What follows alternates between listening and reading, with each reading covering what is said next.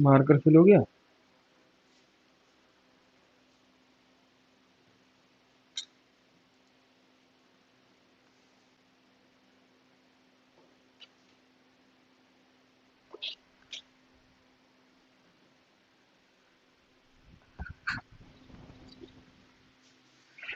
Good afternoon to all. मैं doctor Suraj Sandil स्वागत करता हूं सीजीएस के इस ऑनलाइन क्लास में। तो गाइस, आज हम बात करने वाले हैं कुछ कॉमन ह्यूमन डिजीज के बारे में जो लगातार आपके ईवीएस के पेपर में पूछे जाते हैं। ठीक है, तो आज हमारा जो टॉपिक है, it is called common human disease. एक ना एक क्वेश्चन यहां से पूछा ही जाएगा। मानव रोग।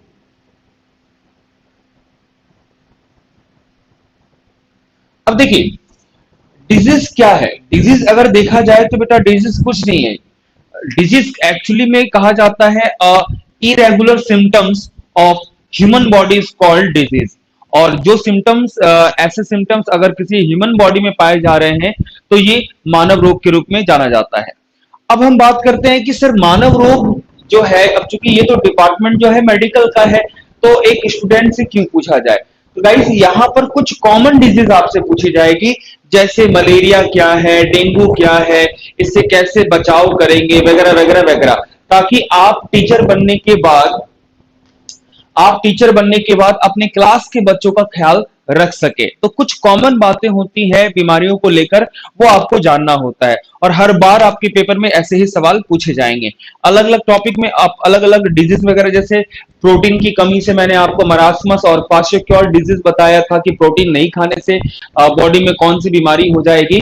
तो कुछ जनरल डिजीज है जो आपके एग्जाम में पूछी जाएगी, तो उस पर बात करेंगे। देखिए, डिजीज यहां पर चूंकि होते तो कई प्रकार के हैं, लेकिन आपको कौन से डिजीज याद रखनी है, तो आपको बेसिकली 3 से 4 अलग अलग टाइप्स के डिजीज याद रखनी पड़ती है। जैसे प्रोटोजोआ से होने वाली बीमारी, बैक्टीरिया से होने वाली बीमारी जी, और उसके बाद आप देखो वायरस से होने वाली बीमारी और बाकी सारी बीमारी। तो चलिए एक एक करके बीमारियों को हम देख लेते हैं। सबसे पहले हम बात करेंगे बेटा वो बीमारी जो प्रोटोजोआ के कारण होती है। प्रोटोजोआ बेटा क्या है आपका? प्रोटोजोअल डिजीज का मतलब है कि इसमें जो बैक्टीरिया वगैरह या जो माइक्रो ऑर्गेनिज्म है, वो डायरेक्ट आप तक नहीं आएगा, वो किसी बॉडी का सहारा लेकर आप तक पहुंचेगा, जिससे malaria.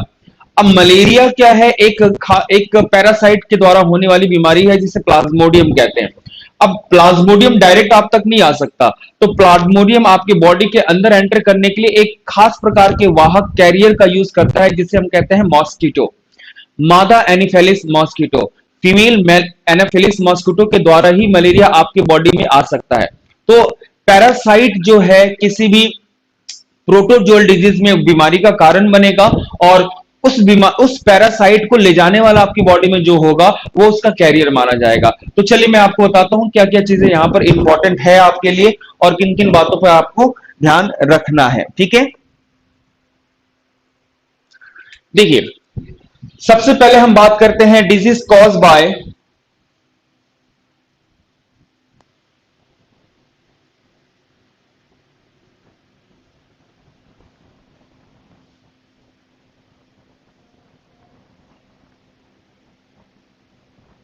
Disease cause by protozoa. Protozoa के द्वारा होने वाली कुछ बीमारी है, जिनके बारे में आपसे एक सवाल पूछा जाएगा। तो चलिए स्टार्ट करते हैं।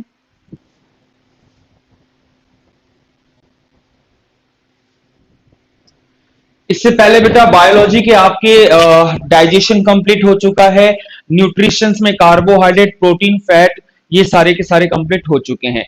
और ईवीएस का जो आपका नाम क्या है? सुरभि शर्मा। तो ईवीएस का जो बायोलॉजी का पार्ट है ना, ये मैं आपको पढ़ाऊंगा। और ईवीएस चूंकि कई अलग अलग टॉपिक से मिलकर बना होता है, ईवीएस में बायोलॉजी, ईवीएस में आप देखोगे ज्योग्राफी, ये सारे पार्ट आते हैं। तो ईवीएस का जो बायो वाला पार्ट है वो मैं कवर करा रहा हूं आपको। ठीक है, तो ऑलरेडी 2 क्लास आपकी हो चुकी है, आप देख लेना। तो चलिए आज हम बात करेंगे प्रोटोजोआ से होने वाली बीमारी के बारे में। देखो, प्रोटोजोअल बीमारी क्या है? प्रोटोजोआ बीमारी जो भी किसे कहते हैं बेटा, प्रोटोजोअल बीमारी में कोई भी बीमारी जो होती है आपके अंदर, वो किसी ना किसी परजीवी के द्वारा होती है। किसके द्वारा होती है? परजीवी के द्वारा होती है। अब ये परजीवी क्या है बेटा? परजीवी को हम इंग्लिश में कहते हैं पैरासाइट।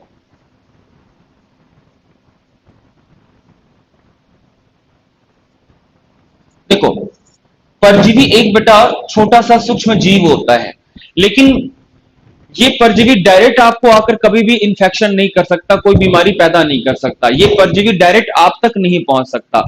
अब इस परजीवी को, चाहे जो भी नाम हो इस परजीवी का, इस परजीवी को आपके शरीर के अंदर जाने के लिए किसी अन्य जानवर, जीव जंतु या इंसेक्ट का सहारा लेना पड़ता है।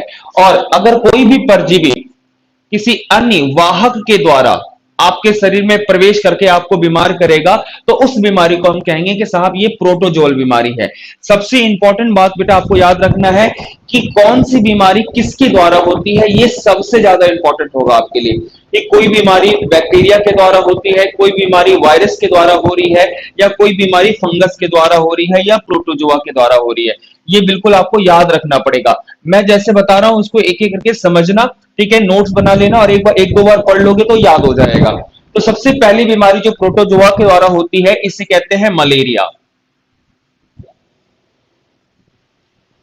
और ये बहुत ही कॉमन बीमारी है, इसके बारे में सभी जानते हैं कि मलेरिया क्या है। ठीक है, अब ये जो मलेरिया बीमारी है, इससे रिलेटेड क्या क्या सवाल तुम्हारे ईवीएस के एग्जाम में आएंगे, ये इंपॉर्टेंट होता है। ठीक है, सबसे पहले बेटा ये जो मलेरिया जो आपकी बीमारी है, इसको किसने खोजा था, इसको किसने बताया था? तो मलेरिया को बताने वाले जो थे वो थे रोनाल्ड।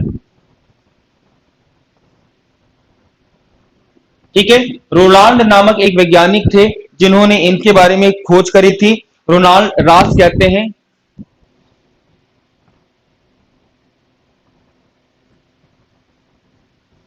ठीक है, इन्होंने खोज करी थी।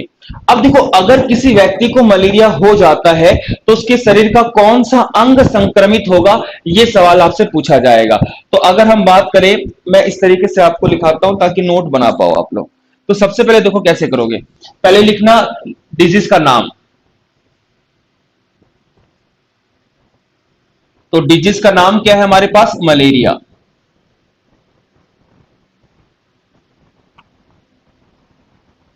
ठीक है, अब अगर किसी व्यक्ति को मलेरिया होता है तो उसका कौन सा अंग संक्रमित हो जाएगा, ये आपसे पूछा जाएगा। तो आपको संक्रमित अंग याद रखना है मलेरिया होने वाले व्यक्ति के अंदर। तो आप टॉपिक बनाओगे, एक छोटा सा कॉलम बनाओ, अफेक्टेड ऑर्गन।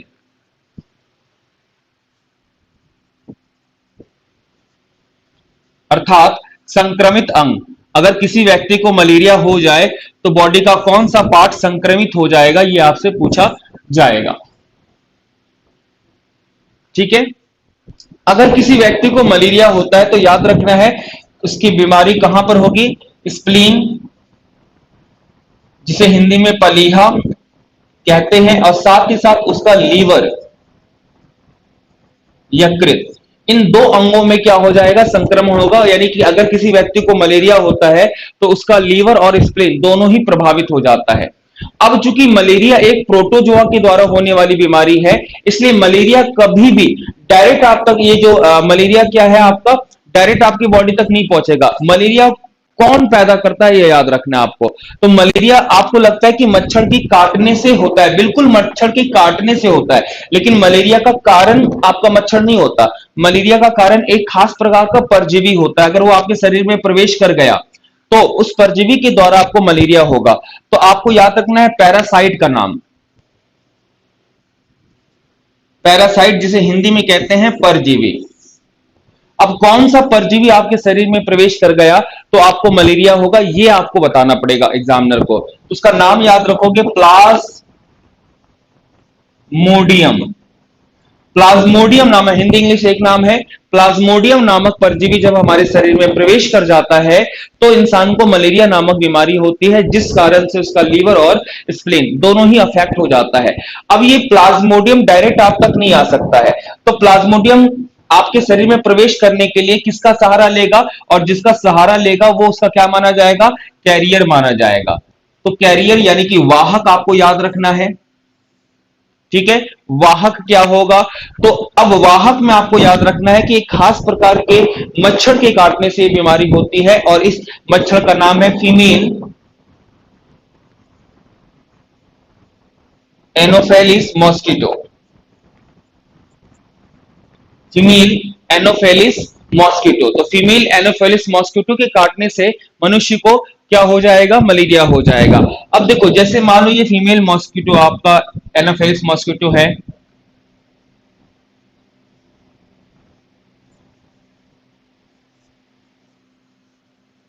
ना। अब ये जो प्लाज्मोडियम होता है ये क्या होता है, इस मॉस्किटो के सलाइवा में, लार में पाया जाता है। ठीक है, अब मान लो इसके लार में ये आपका प्लाज्मोडियम बैठा हुआ है। अब जैसे ये मॉस्किटो आपको बाइट करेगी तो ऑब्वियस सी बात है कि आपके ब्लड में क्या छोड़ देगी, प्लाज्मोडियम छोड़ देगी। और प्लाज्मोडियम की जैसे जैसे मात्रा बढ़ती चली जाएगी तो आपके शरीर में अलग अलग प्रकार के सिम्टम्स आएंगे। ठीक है, और वो सिम्टम्स आपके वो पूछा जाएगा आपके एग्जाम में कि वो क्या सिम्टम्स होगा जिसमें मलेरिया, तो आप सिम्टम्स में याद रखोगे।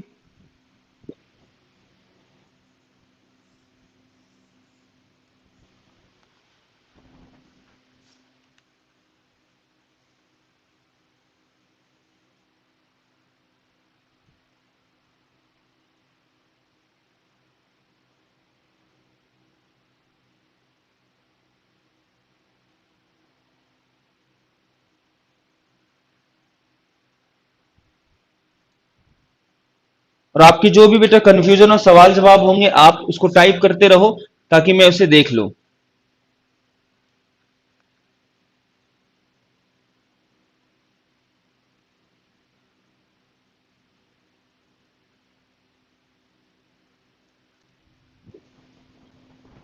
ठीक है, तो अब देखिए बात करते हैं कि क्या क्या लक्षण आएंगे। लक्षण भी आपसे एग्जाम में पूछा जाएगा।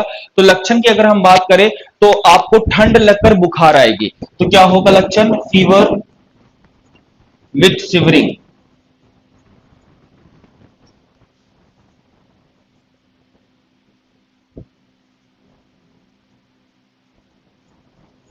ठंड के साथ बुखार या कपकपी आनी स्टार्ट हो जाएगी। ठीक है, अब देखेंगे यहां से और क्या क्या सवाल पूछा जा सकता है।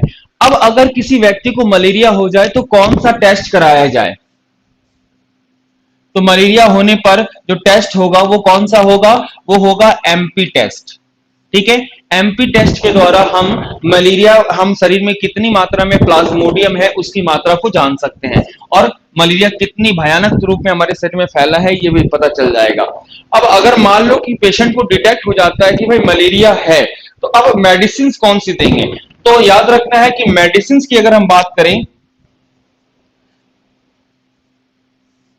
तो एक बेटा पेड़ है, नाम है सिनकोना। सिनकोना पेड़ के छाल से बेटा मेडिसिन बनाई जाती है। ठीक है,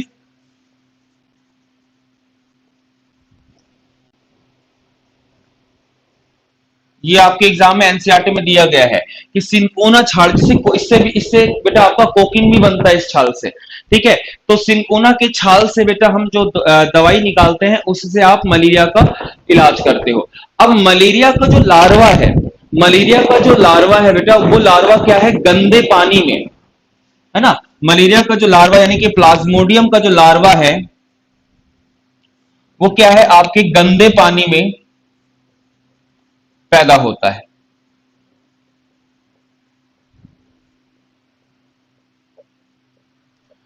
जिस कारण से आपको लगातार अपने घर में पानी वगैरह को साफ रखना पड़ता है। तो ऐसे में क्या कर सकते हैं आप, अगर जहां भी पानी जमा हो रहा है वहां पर उस पानी में अगर थोड़ा भी केरोसिन ऑयल डाल दोगे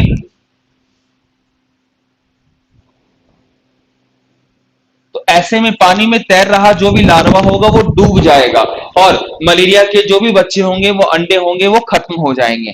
तो यहां से कुछ इस तरह की बातें आपको याद रखनी है कि मलेरिया क्या है, कौन सी बीमारी है, कैसी बीमारी है, सिम्टम्स क्या है, किसके कारण होता है, और इसका रोकथाम क्या है। ठीक है, तो इस तरीके से एक एक करके आपको मैं बीमारी बताता जाऊंगा, इसको नोट करते जाना, आएगा तो यही आएगा, नहीं तो नहीं आएगा। ठीक है, और सबसे इंपॉर्टेंट कि मलेरिया जो है वो प्रोटोजोआ से होने वाली एक बीमारी होती है। क्लियर है, यहां तक समझ में आ गया। मैं सारे डिजीज को धीरे धीरे ऐसे करके बताऊंगा। अगर चीजें समझ में आ रही है तो बेटा एक बार कमेंट कर दो कि हाँ क्लियर है आपको। एक बार कमेंट कर दो कि हाँ चीजें क्लियर है आपके लिए।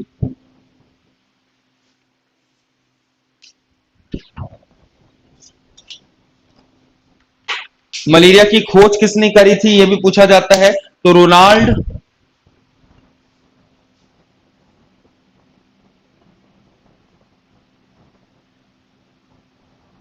रश एक वैज्ञानिक थे जिन्होंने मलेरिया की खोज करी थी। ऐसे इससे पहले बहुत वैज्ञानिकों ने करी थी, लेकिन रोनाल्डर्स ने मलेरिया होने की पुष्टि करी थी। ठीक है,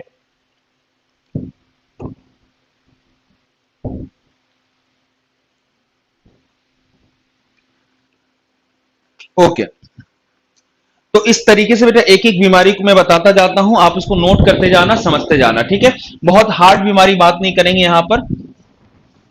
अभी सारे प्रोटोजोअल बीमारी मैं आपको लिखवा देता हूं, और इसको बिल्कुल याद रखना, यही आएगा एग्जाम में। एक ना एक क्वेश्चन आएगा ही आएगा आपके डिजीज से, तो एक नंबर कंफर्म है। चलिए, नेक्स्ट जो बीमारी है इसे कहते हैं पायरिया। ये आप जानते हैं कि मुंह में होने वाली बीमारी है ना, पायरिया।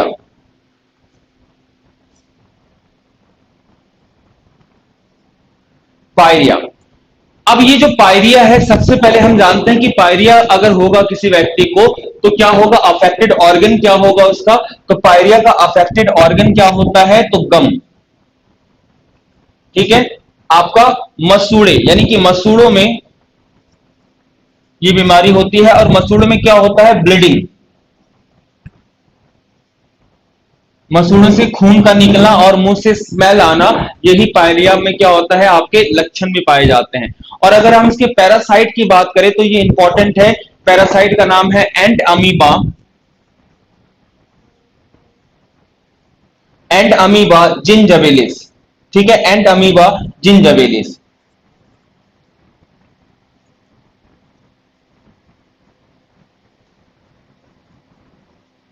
तो एंट अमीबा जिंजबेलिस नामक एक पैरासाइट के कारण, परजीवी के कारण ये आपको बीमारी होती है। अगर एंट अमीबा जिंजबेलिस नामक परजीवी आपके मुंह तक आ जाए तो ये क्या होगा, आपको पायरिया के लक्षण पैदा होने लगेंगे। अब अगर इसके कैरियर की बात करें तो आज तक इसका कैरियर कोई श्योर नहीं है, नॉट फाउंड, या आप डैश लिख दो, यानी कि कोई कंफर्म नहीं है, नॉट कंफर्म।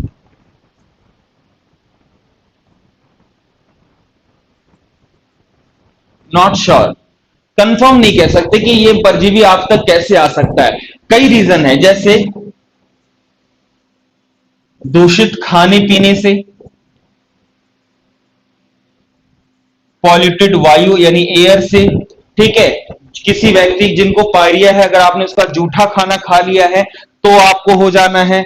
ठीक है, तो बहुत तरह के रीजन है। जैसे फॉर एग्जांपल अगर किसी को पायरिया है, अगर आप उससे बात भी कर रहे हो ना तो आपको पायरिया हो सकता है।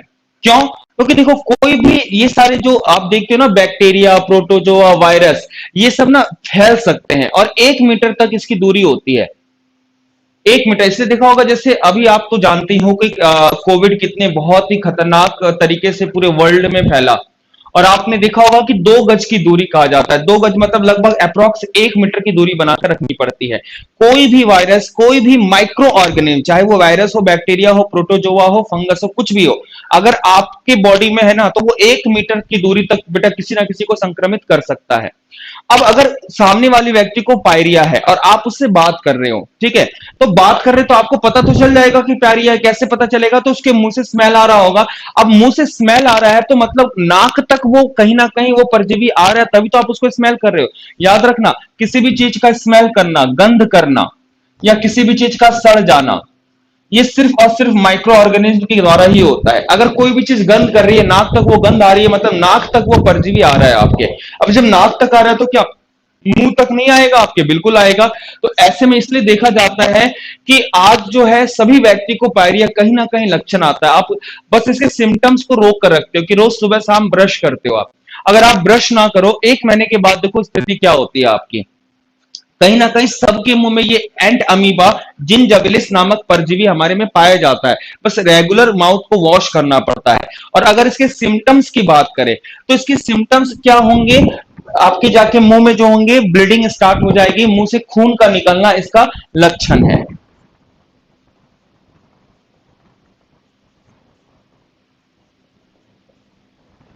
मसूड़ों से खून का निकलना इसका क्या है, सिम्टम्स है। ठीक है, अब सर इससे बचा कैसे जाए? अगर मान लो किसी व्यक्ति को पायरिया हो जाता है ना, तो ऐसा कहा जाता है कि उनको लगातार विटामिन सी इनटेक करना पड़ता है। अगर वो विटामिन सी लेता है तो ऐसे में पायरिया के लक्षण जो होंगे उनमें कम हो जाएंगे। तो विटामिन सी पायरिया को ठीक करने में काफी हेल्पफुल होता है। क्लियर है यहां तक? तो पायरिया से आपको यह इतनी बातें याद रखनी है। मोस्ट इंपॉर्टेंट थिंग कि पायरिया जो है प्रोटोजोआ से होने वाली बीमारी है, क्योंकि मैक्सिमम चांस है बेटा कि यहां पर पूछा जाएगा कि ये वाली बीमारी किसके द्वारा होती है, ये बीमारी किसके द्वारा होती है। क्लियर है? चलिए अब हम नेक्स्ट बीमारी की ओर चलते हैं। इसी तरीके से एक एक बीमारी याद रखना है आपको।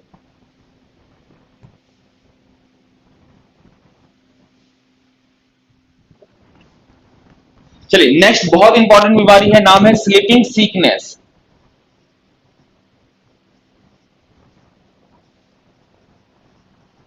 इसे हिंदी में हम ना निंद्रा रोग भी कहते हैं। निंद्रा रोग ये बहुत पूछा जाता है कॉम्पिटिशन्स में।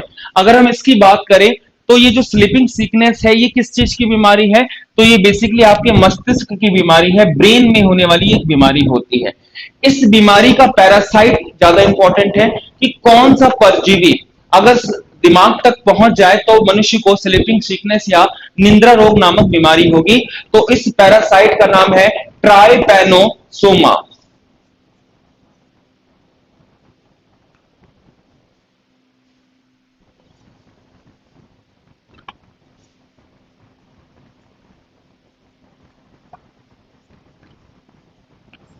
ट्राइपैनोसोमा नामक परजीवी जब हमारे शरीर हमारे मस्तिष्क तक पहुंच जाए तो इससे क्या होगा? स्लीपिंग सिकनेस नामक बीमारी होगी और बहुत ही खतरनाक बीमारी है ये। ठीक है? इस बीमारी के अगर हम कैरियर की बात करें तो ये बहुत बार आ चुका है। इस कैरियर का नाम है सीसी फ्लाई। इसे हिंदी में भी सीसी मक्खी के नाम से जाना जाता है। बेसिकली ना ये आपके जाके अफ्रीका में ज्यादा ये पाई जाती है। ठीक है? सिसी फ्लाई बहुत ज्यादा पाई जाती है, गर्म प्रदेश में ये मक्खी ज्यादा पाई जाती है, जापान में ये मक्खी बहुत ज्यादा पाई जाती है। और अगर हम सिम्टम्स की बात करें तो फीवर के साथ साथ क्या होगा? बहुत ज्यादा पेशेंट को नींद आती है।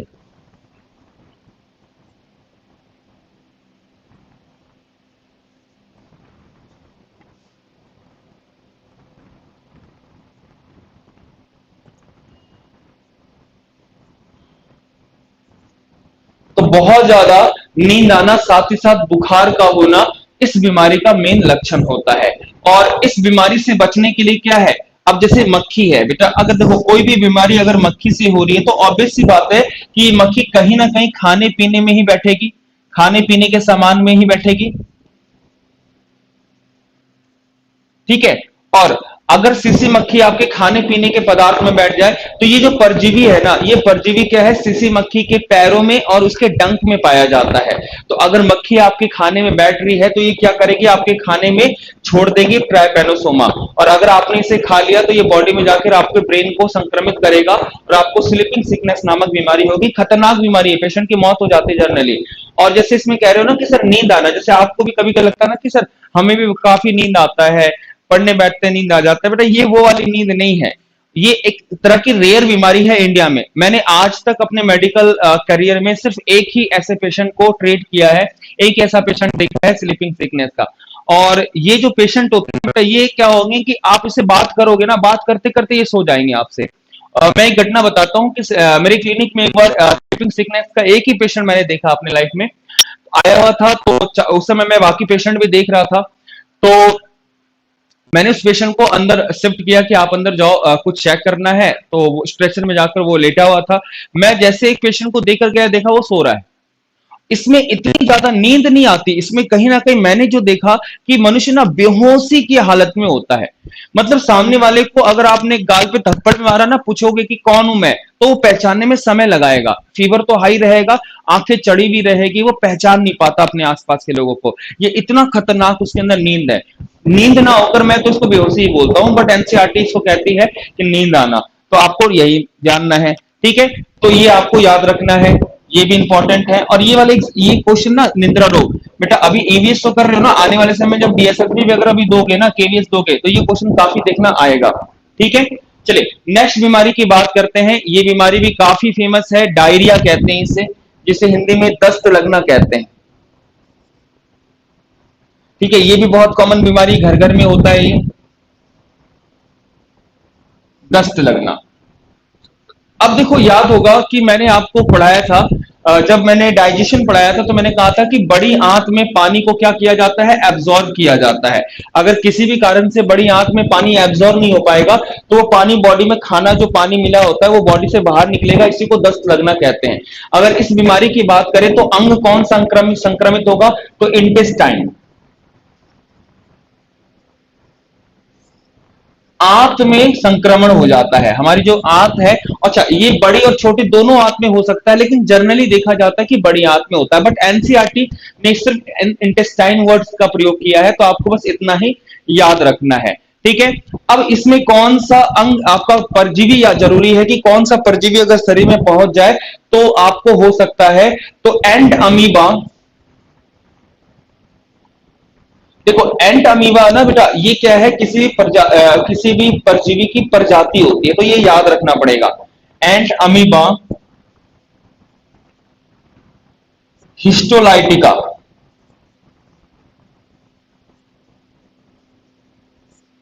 एंट अमीबा हिस्टोलाइटिका नामक परजीवी जब हमारे शरीर में प्रवेश कर जाए और ये जाकर आंत को संक्रमित कर देगी, इससे जाकर आपको दस्त लगने स्टार्ट हो जाएंगे, अर्थात डायरिया हो जाएगा। अब बात करते हैं कैरियर कौन है, यानी कि एंट अमीबा हिस्टोलाइटिका जो है आपके शरीर में कैसे प्रवेश करेगी, तो आर नॉट श्योर, मतलब जरूरी नहीं है कि किसी एक कारण से ही आपको हो सकता है, लेकिन जनरली ये दूषित खाने पीने से ही होता है।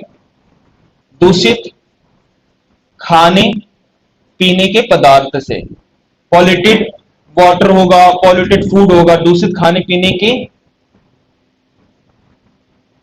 सामान से हो सकता है, ठीक है। गंदे खाने पीने से ये बीमारी फैलती है, या अगर किसी व्यक्ति को डायरिया हो रहा है और उसके अगल बगल कोई स्वस्थ व्यक्ति भी होगा तो उसके संपर्क में आने से भी ये हो जाएगा। तो खास करके आपको याद रखना है। और अगर हम बात करें सिम्टम्स की क्या है, तो सिम्टम्स में क्या होगा कि जो हम स्टूल करेंगे ना, स्टूल के साथ क्या है, आपका म्यूकस और ब्लड वगैरह निकलने स्टार्ट हो जाएंगे। तो blood, bleeding in stool, bleeding and mucus. Mucus का मतलब सलेष्म। सलेष्म बेटा जो कफ निकलता है ना आपके मुंह से, कफ जो निकल रहा है, नाक से नोजी निकल रही है, ये सब म्यूकस है। तो ऐसे में क्या होता है, जब व्यक्ति मल करता है यानी दस्त जब लगते हैं तो उसके दस्त में क्या होते हैं, काफी सारा धीरे धीरे खून आना स्टार्ट हो जाएगा, चिपचिपा चिपचिपा म्यूकस आना स्टार्ट हो जाएगा, अगर ये आपको एंट अमीबा हिस्टोलाइटिका नामक परजीवी आपको प्रभावित कर दे। ऐसे में आंख में ये संक्रमण फैला करेगा। मोस्ट इंपॉर्टेंट कि डायरिया जो है वो प्रोटोजोआ के द्वारा होने वाली बीमारी है, ये जरूर याद रखेंगे आप लोग, ठीक है। चलिए नेक्स्ट बीमारी की बात करते हैं।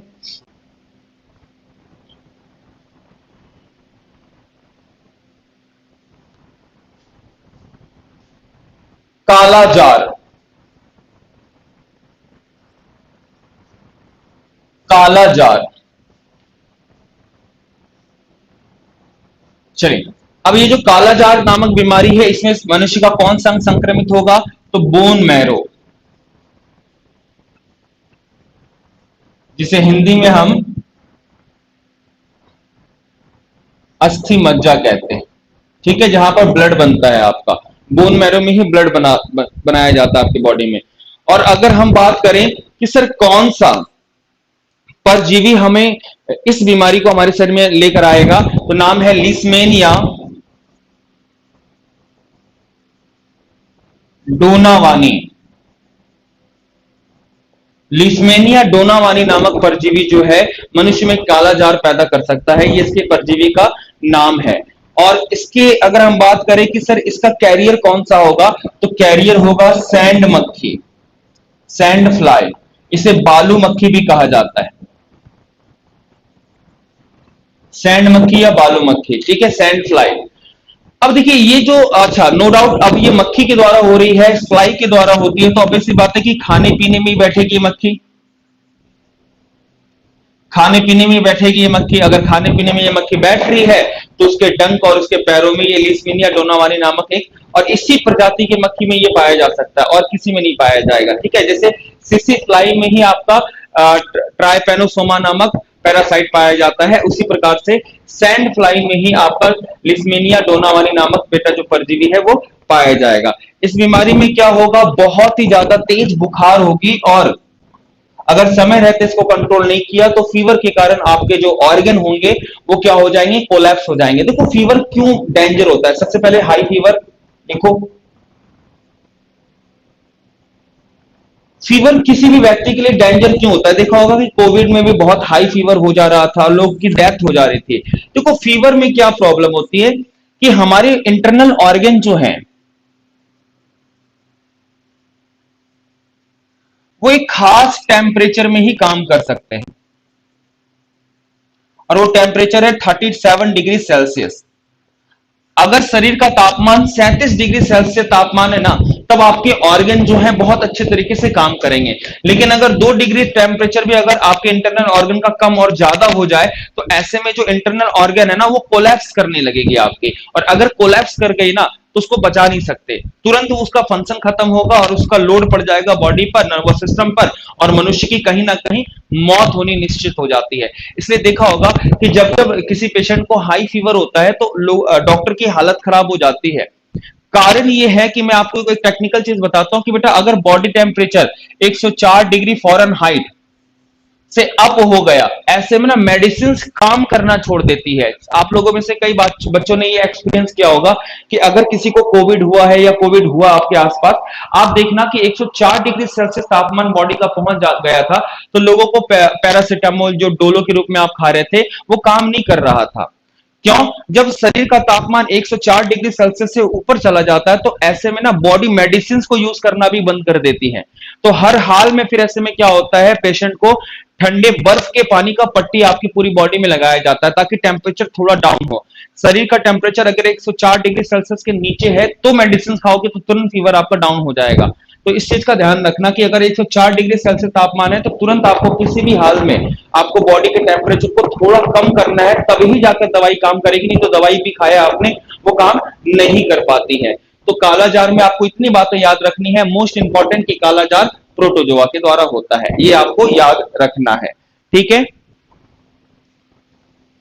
एक एक करके इस तरीके से नोट करते जाओ बेटा।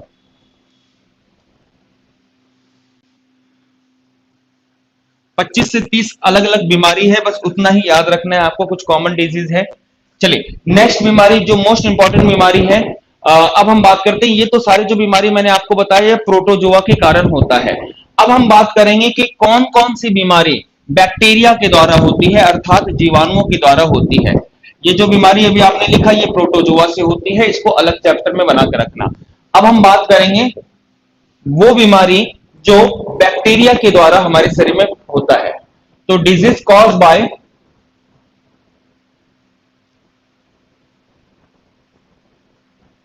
बैक्टीरिया, जीवाणु, जिसे हिंदी में कहते हैं जीवाणु। ठीक है, जीवाणुओं के द्वारा होने वाली बीमारी। चलिए टॉपिक बना लीजिए, और चीजें यहां तक समझ में आ रही है बेटा आप लोगों को? Very good.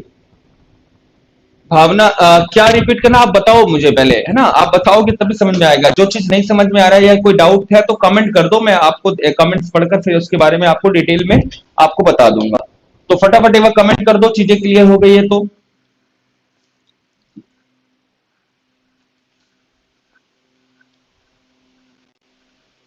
मैम बहुत पढ़ रहा है,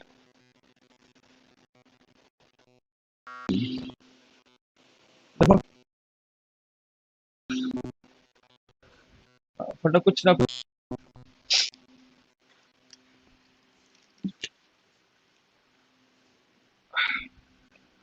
देखो मॉस्किटो के बारे में बता रहा था, यहाँ पर मॉस्किटो ही ज्यादा बाइट कर रहे हैं। ठीक है, चलिए आगे की ओर बढ़ते हैं। नेक्स्ट बीमारी है बेटा टेटनस।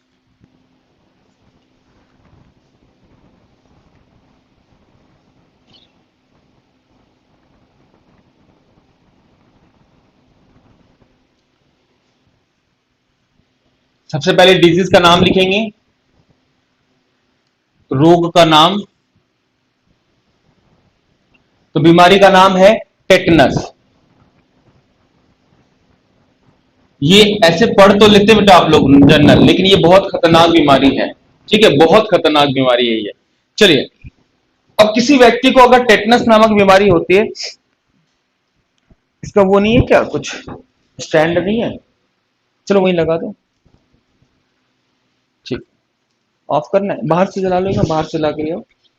ठीक है, तो डिजीज, अगर टेटनस नामक बीमारी होती है तो मनुष्य के अंदर कौन सा अंग आपका खराब हो जाना है, यानी कि कौन सा ऑर्गन अफेक्टेड होगा, तो आपको अफेक्टेड ऑर्गन याद रखना है। हिंदी में इसको आप लिख सकते हो संक्रमित अंग। कौन सा अंग संक्रमित हो जाएगा यहां पर। ठीक है, अब संक्रमित अंग की बात करें तो हमारा पूरा का पूरा नर्वस सिस्टम ही क्या हो जाता है आपका, इसमें आपका खराब हो जाता है। तो टोटल आपका जो होगा नर्वस सिस्टम में प्रभाव आएगा इसका। अब इसे हम कहते हैं हिंदी में तंत्रिका तंत्र। और बेटा नर्वस सिस्टम ही वो चीज है आपकी बॉडी में जो हर प्रकार के मूवमेंट, चाहे वो फिजिकल हो चाहे वो मेंटल हो, करवाने वाला जो भी सिस्टम आपके अंदर है ना, वो है आपका नर्वस सिस्टम। तो टेटनस में टोटल नर्वस सिस्टम ही संक्रमित हो जाएगा। तो ऐसे में आप सोच कर देखो कि क्या क्या हो सकती है आपको प्रॉब्लम, कुछ भी प्रॉब्लम हो सकती है। ठीक है, बेसिकली ये नर्वस सिस्टम में बात करें तो आप बोलते हो, खाते हो, याद करते हो, पढ़ते, चलते, डांस करते, कुछ भी कर रहे हो तो support of your nervous system. तो ऐसे में अगर टिटनेस हो जाएगा तो आपका ना पूरा का पूरा शरीर अकड़ सा जाता है।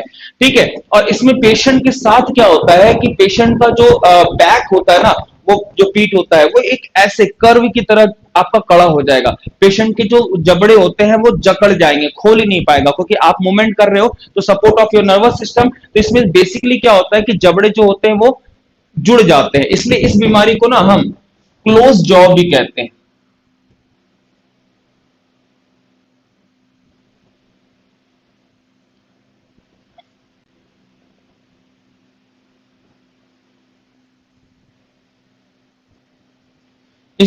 It is also known as close jaw.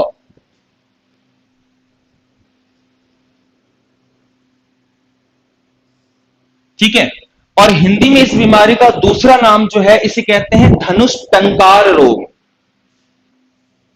Tetanus तो कहते ही कहते हैं, इसको कहते हैं धनुष टंकार रोग। धनुष टंकार इसलिए कहा जाता है, धनुष तो आप लोग जान ही रहोगे, महाभारत देखा ही आप लोगों ने, ये है धनुष। ठीक है, तो धनुष देखो, हमेशा धनुष चाहे ऐसे बनाओ या इस तरीके से धनुष बनाओ, तो धनुष हमेशा ऐसे ही बनेगा ना। इसमें जो है ना, जो पेशेंट बच्चे की बॉडी होती है वो अकड़ जाती है, इस तरीके से जो पीठ होगा वो पीछे ऐसे मुड़ जाएगा और पूरा का पूरा कर्व बन जाएगा। और इसको धनुष टंकार इसलिए कहते हैं। टंकार का मतलब क्या होता है कि आपने देखा होगा कि जैसे ये जो वायर है नीचे का, अगर इस वायर को खींच कर छोड़ दो तो ये वायर क्या है, वाइब्रेट करेगी ना, इसी वाइब्रेशन को हम टंकार कहते हैं। तो इसमें बॉडी क्या होती है, कड़ी पड़ जाती है और बीच बीच में ना मिर्गी की तरह बॉडी जो होती है वो वाइब्रेट होने लगती है, शिवरिंग बहुत तेजी से होने लगेगी बॉडी में, इसलिए इस बीमारी का नाम धनुष टंकार रखा गया। अब बात करते हैं, चूंकि ये बैक्टीरिया के द्वारा होने वाला रोग है, ठीक है, तो आपको यहां पर ना परजीवी वगैरह नहीं मिलेंगे। आपको परजीवी सिर्फ और सिर्फ पैरासाइट में होते हैं। यहां पर सीधे ही आपको याद रखना है कि बैक्टीरिया का नाम क्या है, कौन सा वो बैक्टीरिया है जो इस बीमारी को पैदा करेगा। तो आपको नाम रखना है नेम ऑफ बैक्टीरिया, कौन सा बैक्टीरिया का नाम है वो याद रखना पड़ेगा, नेम ऑफ बैक्टीरिया। तो अगर हम बात करें कौन सा बैक्टीरिया इसके लिए रिस्पॉन्सिबल होगा, तो क्लोस्ट्राइडियम टेटानी। क्लोस्ट्राइडियम टेटानी, क्लोस्ट्राइडियम टेटानी नामक बैक्टीरिया जो है अगर आपकी बॉडी में प्रवेश कर जाए। अच्छा, ये जो क्लोस्ट्राइडियम टेटानी है ना, ये बेसिकली जो होता है बेटा आपको, ये आपके डैमेज टिश्यू में आपको अफेक्टेड करता है। डैमेज टिश्यू यानी कि चोट लग गया, कहीं भी चोट लगेगा तो वहां के टिश्यू डैमेज हो जाएंगे, तो ये वाला जो बैक्टीरिया ना वहां पर जाकर तेजी से आपका संक्रमण फैलाएगा। इसलिए कहा जाता है कि चोट लग जाए या गिर जाओ, एक्सीडेंट हो जाओ, ठीक है, कांच लग गया हाथों में, लोहे की कील लग गई, तो तुरंत टेटनस का इंजेक्शन लगाना है, क्योंकि खास करके देखा जाता है कि क्लोस्ट्राइडियम टेटानी जो है, ये जंग लगे लोहे और कांच वगैरह में इसके प्रेजेंस ज्यादा होते हैं।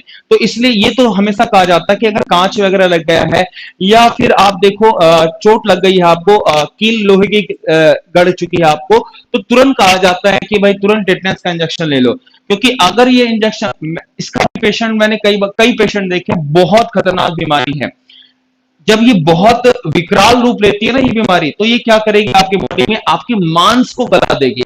आपकी बॉडी की जो मांस है उसको गलाकर पीप में बदल देती है, पस में कन्वर्ट कर देती है। बहुत खतरनाक बीमारी है, ठीक है। और इसका एक प्रैक्टिकल मैं आपको एग्जांपल देता हूं। बेटा मेरे क्लिनिक के सामने एक घर छोड़कर बगल में घर में एक टीचर ही, देखो टीचर ही थी, ठीक है, टीजीटी टीचर थी।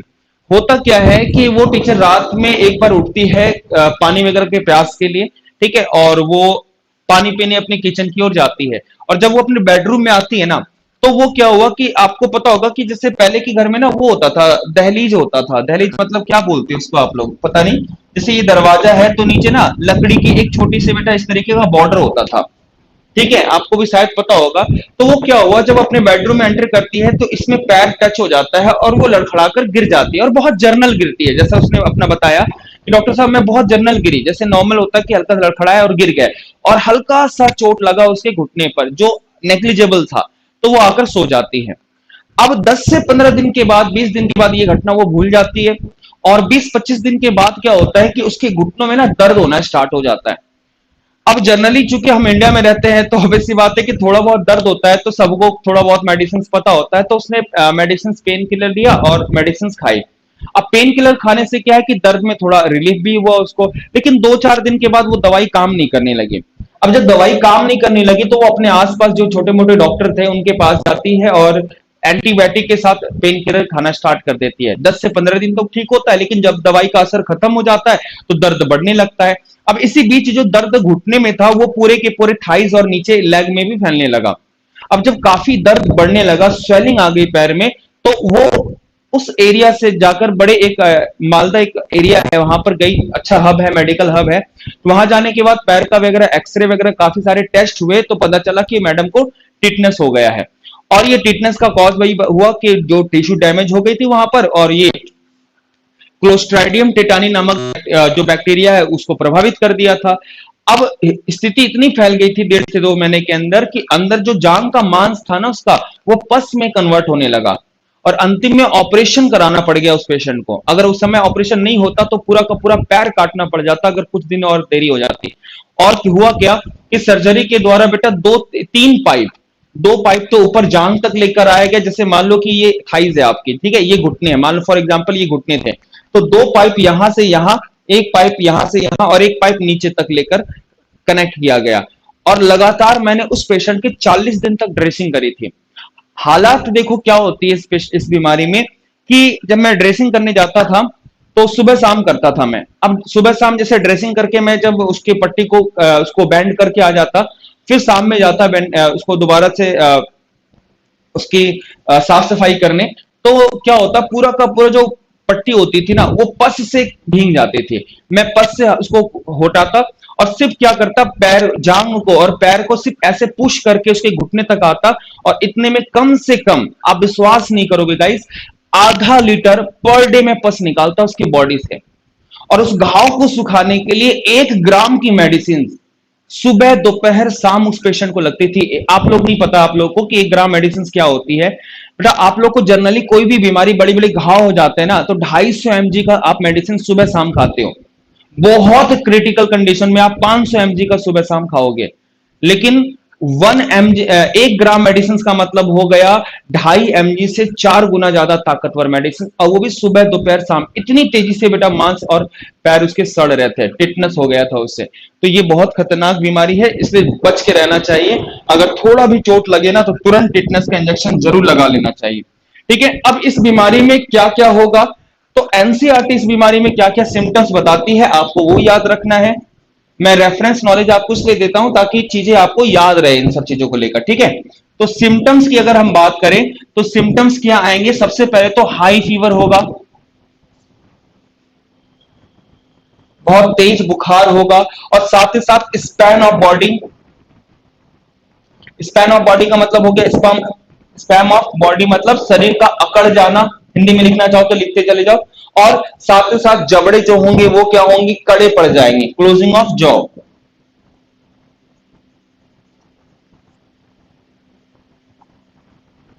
जबड़े का क्या हो जाना, बंद हो जाना। ठीक है, इस बीमारी का मेन लक्षण माना जाता है। और भी कई इसके लक्षण तो है, बट एनसीईआरटी 3 मानती है, आपको 3 याद रखना है। अब इस बीमारी से बचने के लिए ना प्रिवेंशन जरूर है, तो आपको ना टीका यानी कि वैक्सीनेशन लगा सकते हैं। और याद रखना कि इस बीमारी में आप डीपीटी का टीका लगाते हैं। डीपीटी का टीका इस बीमारी को से बचने के लिए लगाया जाता है। अगर डीपीटी का टीका बचपन में आपको लगाया गया है, ठीक है, लगाया ही गया होगा, ठीक है, आपको बहुत सारे लोगों को बच्चों में देखना, आप लोगों में देखना कि यहां पर ना एक छोटा सा घाव होगा, बचपन से है, वो टीका यही है डीपीटी का टीका। डीपीटी का टीका 3 अलग अलग बीमारियों से आपके शरीर को बचा कर रखेगा। कौन कौन सी बीमारी है? पहला तो आपने देखा कि टिटनस है, ठीक है, और अभी आगे वुपिंग कफ है आपका, ठीक है, और उसके बाद आप देखोगे और एक है आपका डिप्थीरिया नामक बीमारी है। वो सारी बीमारी मैं बताऊंगा, बस याद रखना। अभी याद रखो कि डीपीटी का टीका टिटनस के बचाव के लिए लगाया जाता है, सबको लगा दिया जाता है बचपन में ही, इसलिए आजकल ये बीमारी कम नजर आती है। लेकिन जो भी पुराने लोग होंगे ना जिन्होंने नहीं लगाया है, उनको ये खतरा होता है हमेशा, तो उनको क्या है, थोड़ी भी चोट लगने पर टिटनस का इंजेक्शन दे दिया जाता है। क्लियर है बेटा? यहां तक क्लियर है तो एक बार खाली कमेंट कर दो कि यस सर क्लियर है, ताकि मैं आगे बढ़ सकूं। और अगर कोई डाउट है तो डाउट भी लिख दो आप।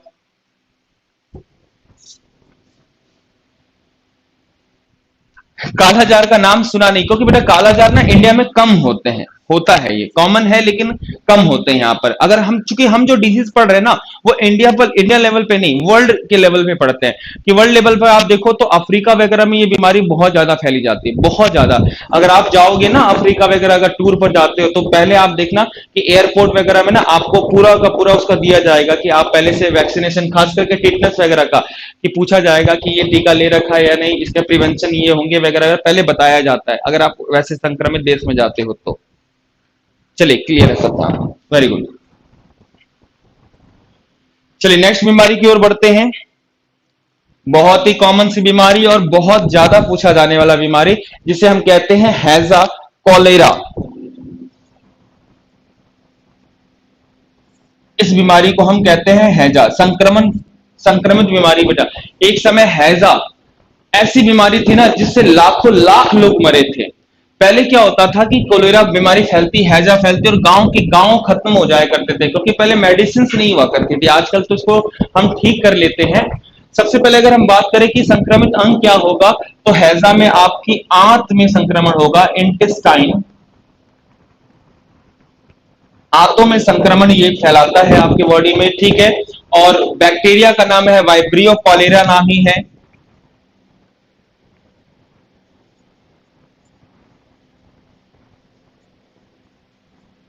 वाइब्रियो कॉलेरा नामक जो बैक्टीरिया है इसके द्वारा होता है। ये भी बीमारी क्या है बेटा, इंफेक्शन वाली है। ये भी बीमारी जो फैलती है दूषित खाने से ही होती है।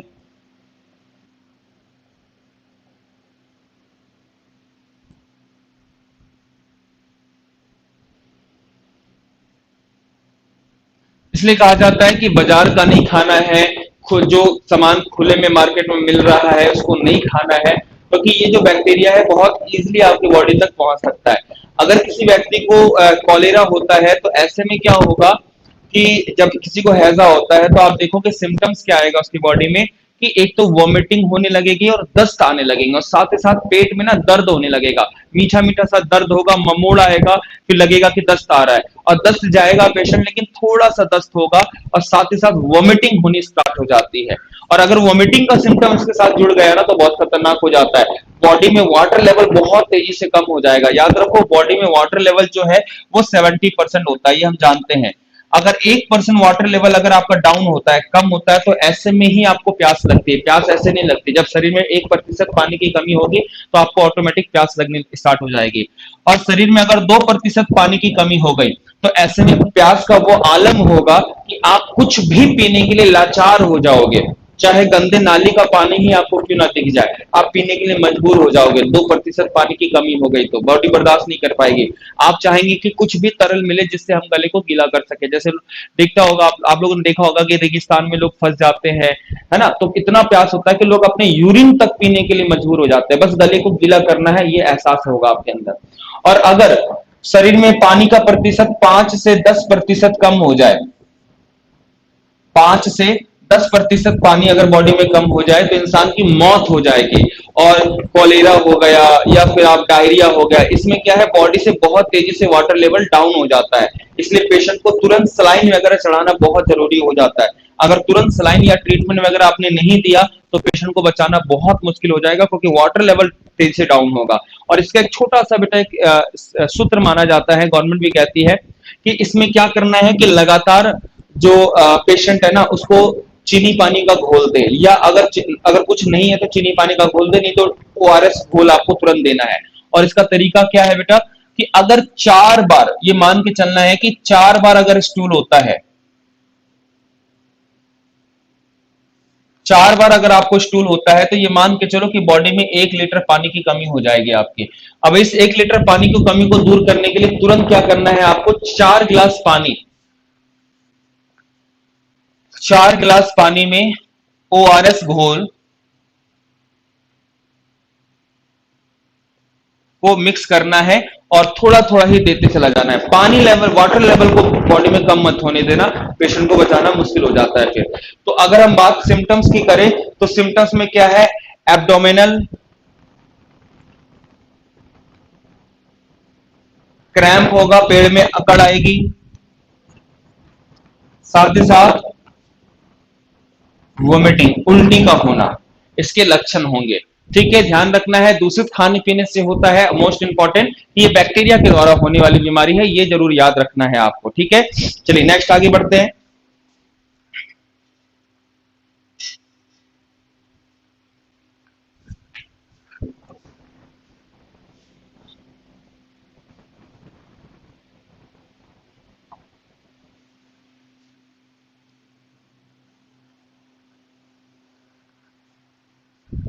चलिए नेक्स्ट बीमारी जो आप जानते भी हैं, टाइफाइड। इसको टाइफाइड भी बोलते हैं या फिर इसे हम तपेदिक बुखार भी कहते हैं।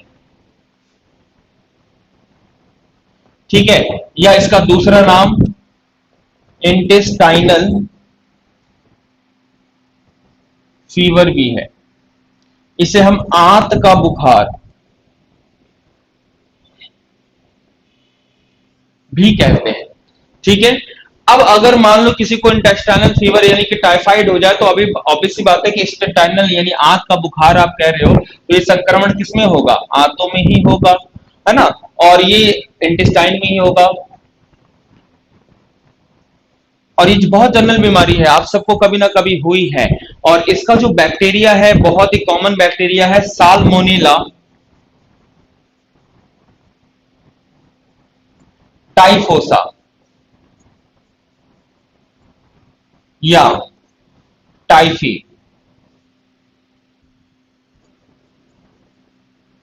साल्मोनेला टाइफोसा या टाइफी नामक एक बैक्टीरिया है।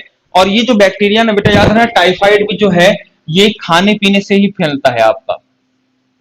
अगर गंदा पानी, बेसिकली मैंने देखा है कि ज्यादातर गंदे पानी से फैलता है ये। ठीक है, इसलिए कहा जाता है कि खाना कहीं भी बाहर का खा लो लेकिन पानी हमेशा अपना ही कैरी करो, क्योंकि देखो कोई भी खाना अगर आप मार्केट में खा रहे हो ना तो कहीं ना कहीं वो भोजन जो है वो गर्म किया गया है। ठीक है, और गर्म करके बनाया गया है। किसी भी खाने को गर्म करने के लिए उसे 100 डिग्री तापमान में आपको क्या करना पड़ता है, उसको बॉईल करते हैं, और 100 डिग्री तापमान में कोई भी बैक्टीरिया वायरस मर जाता है। तो बेसिकली खाने पीने से बीमारी नहीं फैलती, बेसिकली जो बीमारी फैलती है वो पीने वाली, आप पानी क्या पी रहे हो वहां का, वो पानी आपको बीमार करेगा। इसलिए सुना होगा कि पानी सूट नहीं करता, आप कभी ये नहीं बोलते कि हमें खाना सूट नहीं किया, आप कहते हो कि सर मुझे वहां का पानी सूट नहीं कर रहा।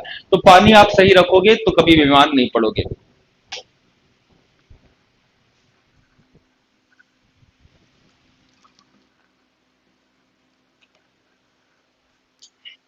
चलिए आगे बढ़ते हैं। अब इसके सिम्टम्स क्या आएंगे आपकी बॉडी में, तो इसमें हाई फीवर होगा,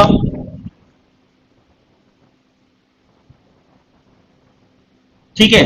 फीवर आता है, टाइम टू टाइम फीवर आता है। इसकी खासियत क्या होती है कि जो फीवर होता है वो टाइम टू टाइम होता है। ठीक है, और साथ ही साथ सर में दर्द होगा, हेडेक, सर में दर्द का होना, ठीक है, सर दर्द, कॉन्स्टिपेशन होगा। कॉन्स्टिपेशन मत लिखो क्योंकि एनसीईआरटी में ये दो ही बताया गया है, ऐसे सिम्टम्स तो कई हैं इसके।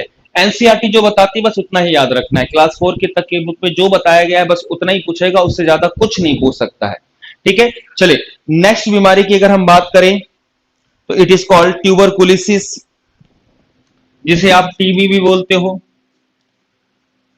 जिसे महामारी नाम दिया गया है।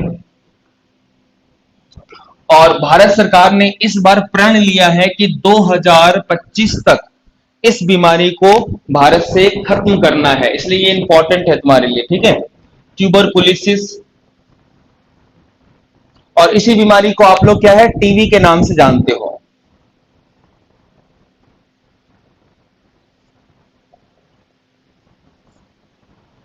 ठीक है, ट्यूबरकुलोसिस। अब ये जो ट्यूबरकुलोसिस है बेटा, ये बेसिकली आपके फेफड़े में संक्रमण होता है, लंग्स इन्फेक्टेड हो जाएगा आपका, फेफड़े में संक्रमण होने वाली बीमारी है। ठीक है, अगर हम बैक्टीरिया की बात करें तो बैक्टीरिया का नाम है माइकोबैक्टीरियम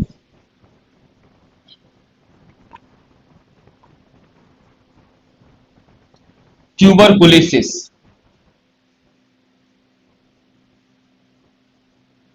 माइक्रोबैक्टीरियम ट्यूबरकुलोसिस नामक बैक्टीरिया इस बीमारी का कारक बनता है। और अगर हम सिम्टम्स की बात करें तो रिपीटेड कफ, यानी कि लगातार जो है खांसी आती है। अच्छा, इस बीमारी में ना एक टीका लगाया जाता है, पूछा जाता है कौन सा वैक्सीनेशन ट्यूबरकुलोसिस में किया जाता है, बताओ अगर किसी को पता है तो। लगातार खांसी होती है, रिपीटेड कफ होता है। ठीक है, तो इसमें कौन सी टीका का प्रयोग किया जाता है, अगर किसी को पता है तो बताओ। कोई भी बच्चा अगर लगता है कि उसे आंसर पता है तो बताओ।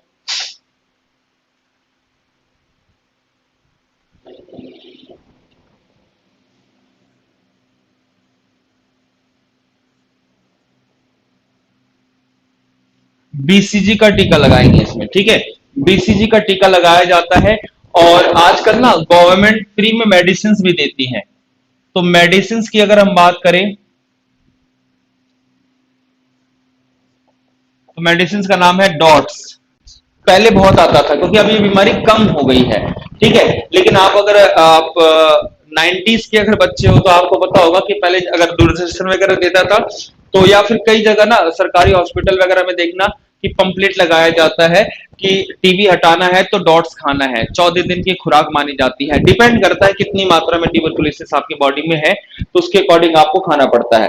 वेरी गुड आंसर सपना, बीसीजी, वेरी गुड।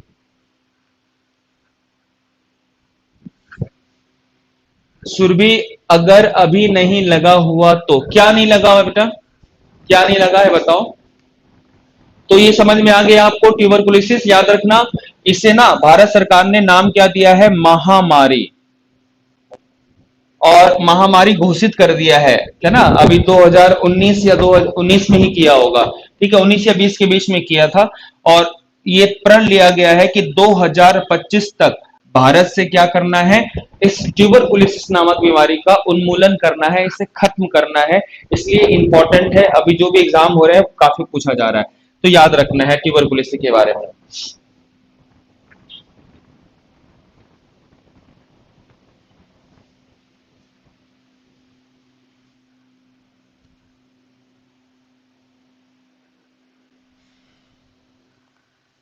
चलिए नेक्स्ट बीमारी की बात करें तो नेक्स्ट बीमारी का नाम है डिप्थेरिया।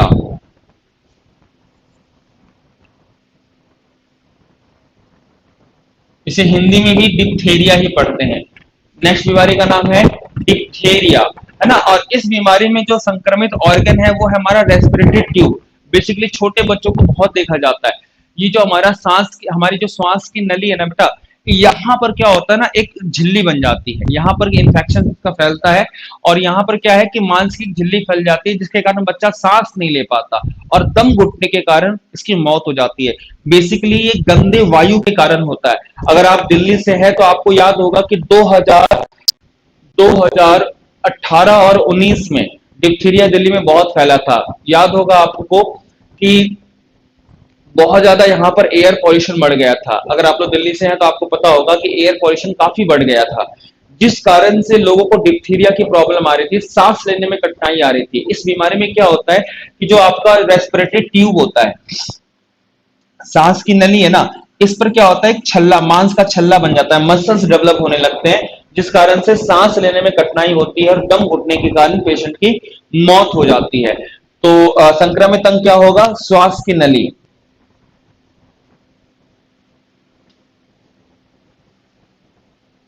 रेस्पिरेटरी ट्यूब, ठीक है, रेस्पिरेटरी ट्यूब है इसमें। अब बैक्टीरिया की बात करें तो बेटा बैक्टीरिया का नाम ही क्या है, कॉर्ने बैक्टीरियम। ठीक है, ये कॉर्ने बैक्टीरिया, माइकोबैक्टीरियम, ये सब प्रजाति है, याद रखना पड़ेगा, वंश है ये।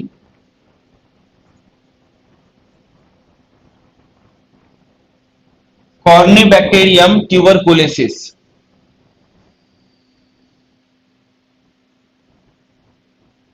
ठीक है, कॉर्ने बैक्टीरियम, सॉरी ट्यूबरकुलोसिस नहीं, डिप्थीरिया, कॉर्ने बैक्टीरियम डिप्थीरिया।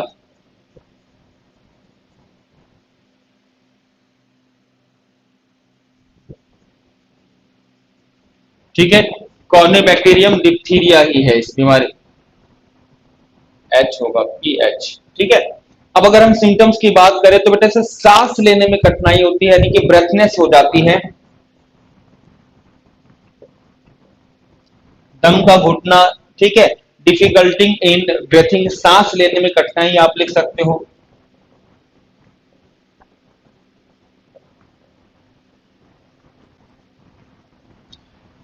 अब डिप्थीरिया के बारे में और याद रखना एक बात कि डिप्थीरिया में भी एक टीका लगाया जाता है और ये नाम है डीपीटी। पहला टिटनस में लगाया, दूसरा डिप्थीरिया में लगाया। इसके नाम में ही, इस दवाई, इस नाम में ही बेटा आपका क्या है, डीपीटी का मतलब डी फॉर डिप्थीरिया, उधर लास्ट में जो टी है, टी का मतलब टिटनस है। अभी पी का मतलब बताता हूँ, एक और जगह वैक्सीन लगाएंगे, वो कौन सी वैक्सीनेशन होगी इसके, ठीक है। चलिए नेक्स्ट बात करते हैं, नेक्स्ट बीमारी।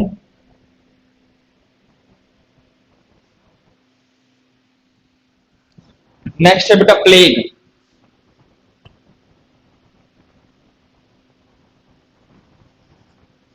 ठीक है, नेक्स्ट बीमारी है प्लेग, है ना। बेसिकली बेटा याद रखना, ये चूहों से फैलता है और सुअरों के मांस से। एक समय बहुत फैला था बेटा, ये भी बहुत बड़ी महामारी है, जैसे कोरोना एक बार आई थी ना, उसी तरह अभी कितने लोगों को मार दी। ठीक है, तो उसी तरीके से बेटा प्लेग भी एक समय 100 साल पहले बहुत भयानक तौर पर फैला था और बहुत लोगों की जान गई थी। इस बार तो हम देखो, अब तो हमारे पास टेक्नोलॉजी है, ठीक है, ऑक्सीजन से लेकर हर एक चीज हमारे पास, मेडिसिन से लेकर इक्विपमेंट्स है कि हम पेशेंट को बचा पा रहे थे। लेकिन 100 साल पहले इतना हमारे पास मेडिकल इक्विपमेंट्स था नहीं, इतने एक्सपीरियंस्ड हमारे पास एक्सपीरियंस था नहीं डॉक्टरों के पास। तो उस समय प्लेग जब फैला था तो बहुत लोग ऐसे मर रहे थे कि आप कल्पना नहीं कर सकते। इसका आप इंटरनेट में निकाल कर देखो कि लोगों को ना पूरे गांव को जमीन में गाड़ दिया जाता था। ठीक है, क्योंकि ये संक्रमण से फैलने वाली बीमारी है, इसमें पूरा शरीर जो है काला पड़ने लगता था। ठीक है, और मांस सड़ने लगते थे, बहुत खतरनाक बीमारी है। ठीक है, बेसिकली जो इसका जो असर आता है वो हमारे त्वचा और हमारे फेफड़ों में इसका संक्रमण होता है, लंग्स एंड स्किन। त्वचा पूरी काली पड़ जाती है, सड़ जाती है कहने का मतलब। ठीक है, जैसे अभी देखा होगा ब्लैक फंगस जो फैला था अभी, जस्ट ब्लैक फंगस का ही छोटा मोटा बेटा मान लो इसको, छोटा मोटा भाई है ये इसका। ब्लैक फंगस का जो सिम्टम आता है ना कि स्किन जो है ब्लैक पड़ने लगती थी, सड़ने लगती थी, ऐसे सिम्टम इसमें भी आता है। ठीक है, इसमें क्या होगा, पास्टे यूरेला पेस्टाइज। ठीक है, पास्टे यूरेला,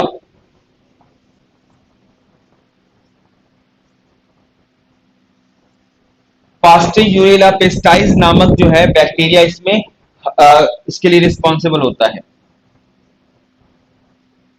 पास्टियूरेला पेस्टाइस नामक बैक्टीरिया होता है। अगर हम सिम्टम्स की बात करें तो वेरी हाई फीवर, बहुत तेज फीवर, जैसे मैंने अभी बताया था ना कि फीवर अगर ज्यादा हो गया तो ऑर्गन कोलैप्स कर जाएंगे, इस बीमारी यही हो रहा था कि तेजी से फीवर आता, ऑर्गन कोलैप्स होते, पेशेंट की मौत हो जाती। ठीक है, वेरी हाई फीवर। ठीक है, साथ ही साथ बेटा स्किन पर ब्लैक स्पॉट आने लगते थे।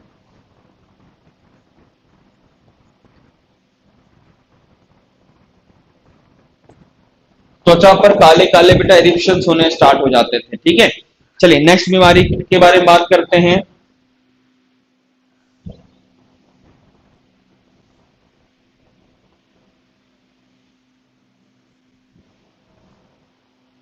वुपिंग कफ, इसे हम काली खांसी या कुकुर खांसी, कुत्ता खांसी भी कहते हैं। वुपिंग कफ,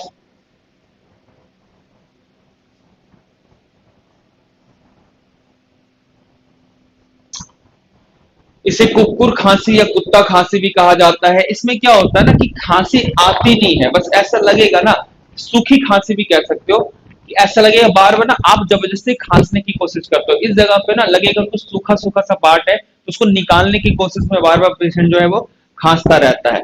ठीक है, इसमें पूरा का पूरा जो रेस्पिरेटरी सिस्टम है हमारा, फेफड़ा से लेकर ट्यूब से लेकर हर एक चीज आपका संक्रमित हो जाता है।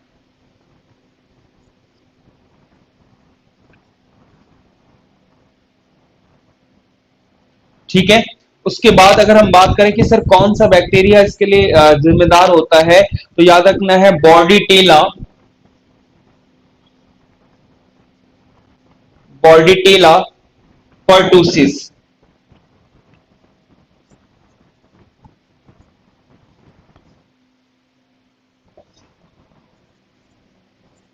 बॉर्डीटेला पर्टूसिस, और इसमें भी क्या सिम्टम्स है, कॉन्टिन्यू कफिंग होती है, बहुत ज्यादा फेफड़े में कफ वगैरह जम जाता है, खांसता है पेशेंट, बच्चों को ज्यादातर होता ही है।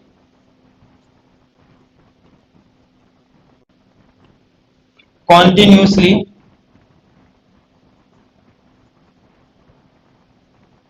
कफिंग।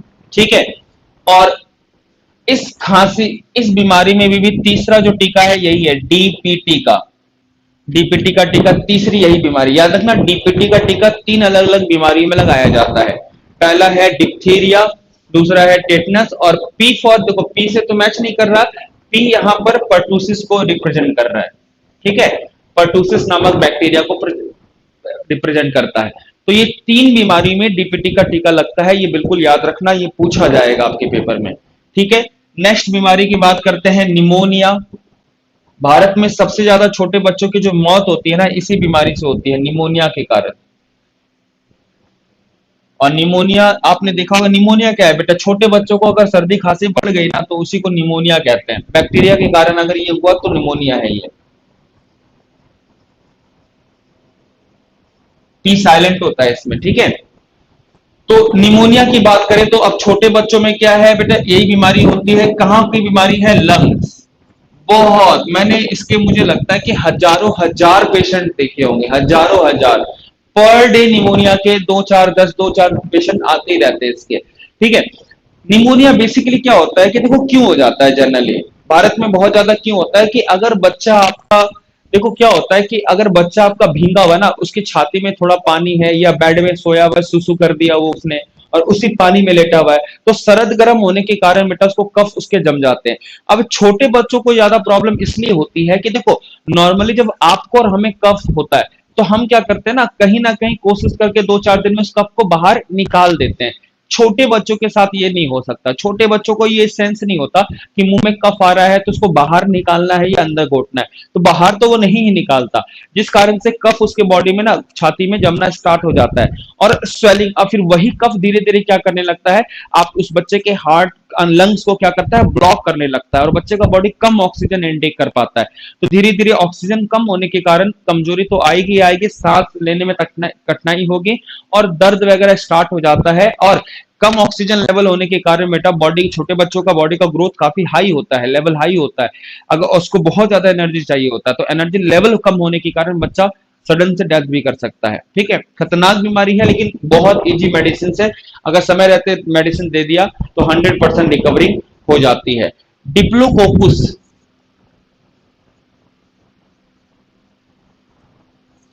डिप्लोकोकुस नामक जो है बैक्टीरिया जो है वो, डिप्लोकोकुस निमोनिया ही नाम है इसका। ठीक है, डिप्लोकोकुस निमोनिया बैक्टीरिया है। अब सिम्टम्स क्या आएंगे बेटा, एक तो इसमें फीवर भी आएगा क्योंकि कफ जम गया है तो फीवर क्रिएट करेगा बॉडी, फीवर आएगा और हाई फीवर होगा। ठीक है, हाई फीवर होने के कारण बच्चे का ऑर्गन कोलैप्स कर सकता है।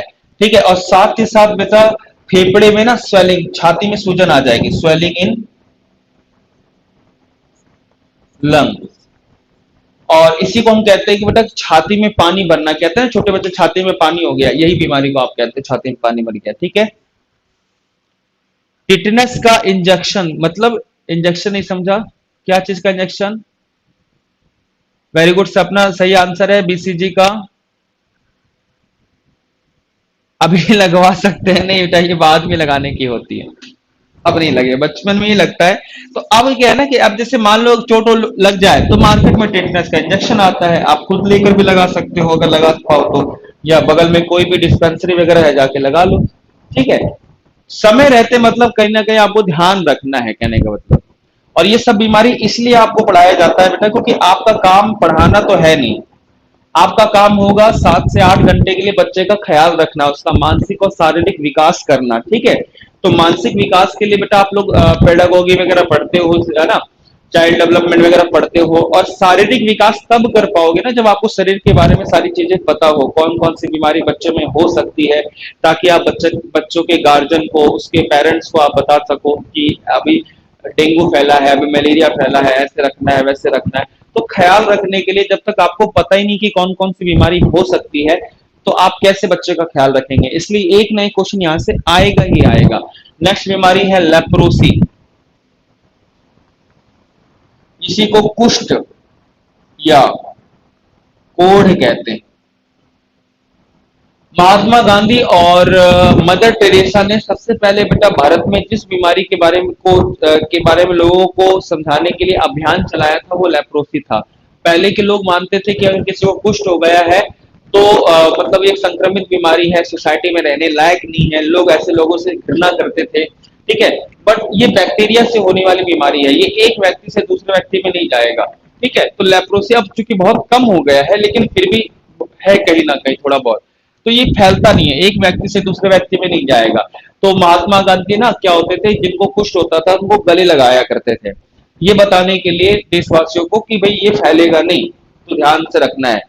अब इस बीमारी में क्या होता है कि हमारा देखो नर्वस सिस्टम, याद रखो कोई भी बीमारी अगर नर्वस सिस्टम को अफेक्ट कर रही है ना तो वो बहुत खतरनाक बीमारी है।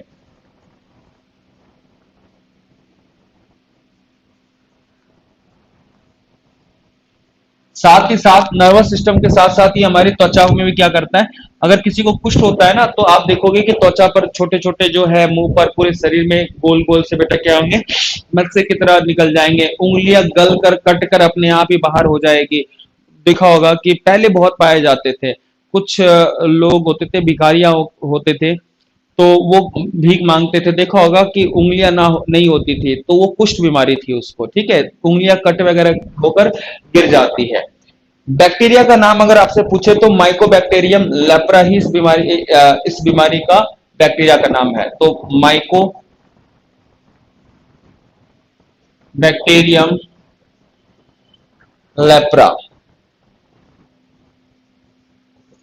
ठीक है, अगर हम सिम्टम्स की बात करें तो शरीर पर क्या है, दाग होने लगते थे और साथ ही साथ हमारा जो नर्वस सिस्टम था वो प्रभावित होता था। Spot on skin and our nervous system also affected also। तो त्वचा पर दाग हो जाना और साथ ही साथ तंत्रिका तंत्र का प्रभावित हो जाना, इस बीमारी का क्या है, मेन लक्षण माना गया है। ठीक है, याद रखना बैक्टीरिया के द्वारा ये सब बीमारी होती है, ये ज्यादा इंपॉर्टेंट है। मैं बार बार इसलिए कह रहा हूं बेटा कि अधिकतर चांस यही है कि चार बीमारी का नाम देगा आपको और उसमें पूछ लेगा आपसे कि भाई इनमें से कौन सी बीमारी प्रोटोजोआ से होती है या बैक्टीरिया से या वायरस से, बस यही पूछा जाएगा आपसे। ठीक है, गोनेरिया,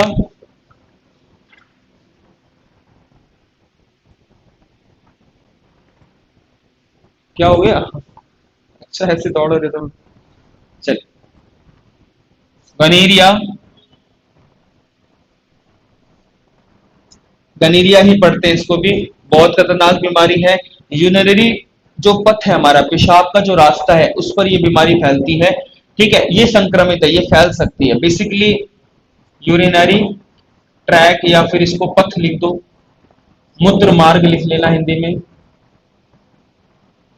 ये बीमारी बेसिकली मैंने जो एब्जॉर्व किया है कि जो होती है ना, जनरली क्या होती है कि संक्रमित व्यक्ति के साथ अगर असुरक्षित यौन संबंध बनाया जाए, सेक्सुअल रिलेशन से बनाया जाए, जिनको ऑलरेडी गनेरिया है, तो हो सकता है।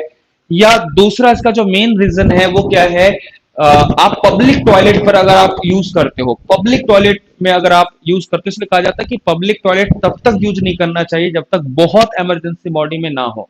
ठीक है, क्या बर्दाश्त नहीं हो रहा है, और कोशिश करना चाहिए कि पब्लिक टॉयलेट, जहां से पब्लिक टॉयलेट करती है वहां से हटकर ही करना चाहिए। क्यों? क्योंकि मैंने आपको बताया ना बेटा कि ये बैक्टीरिया वायरस है ना, ये 1 मीटर का रेंज होता है इसका। अब देखो क्या होता है, पहले तो इसका बैक्टीरिया का नाम लिखो। पहले बैक्टीरिया का नाम ही आपका नाइजीरिया गनेरिया है।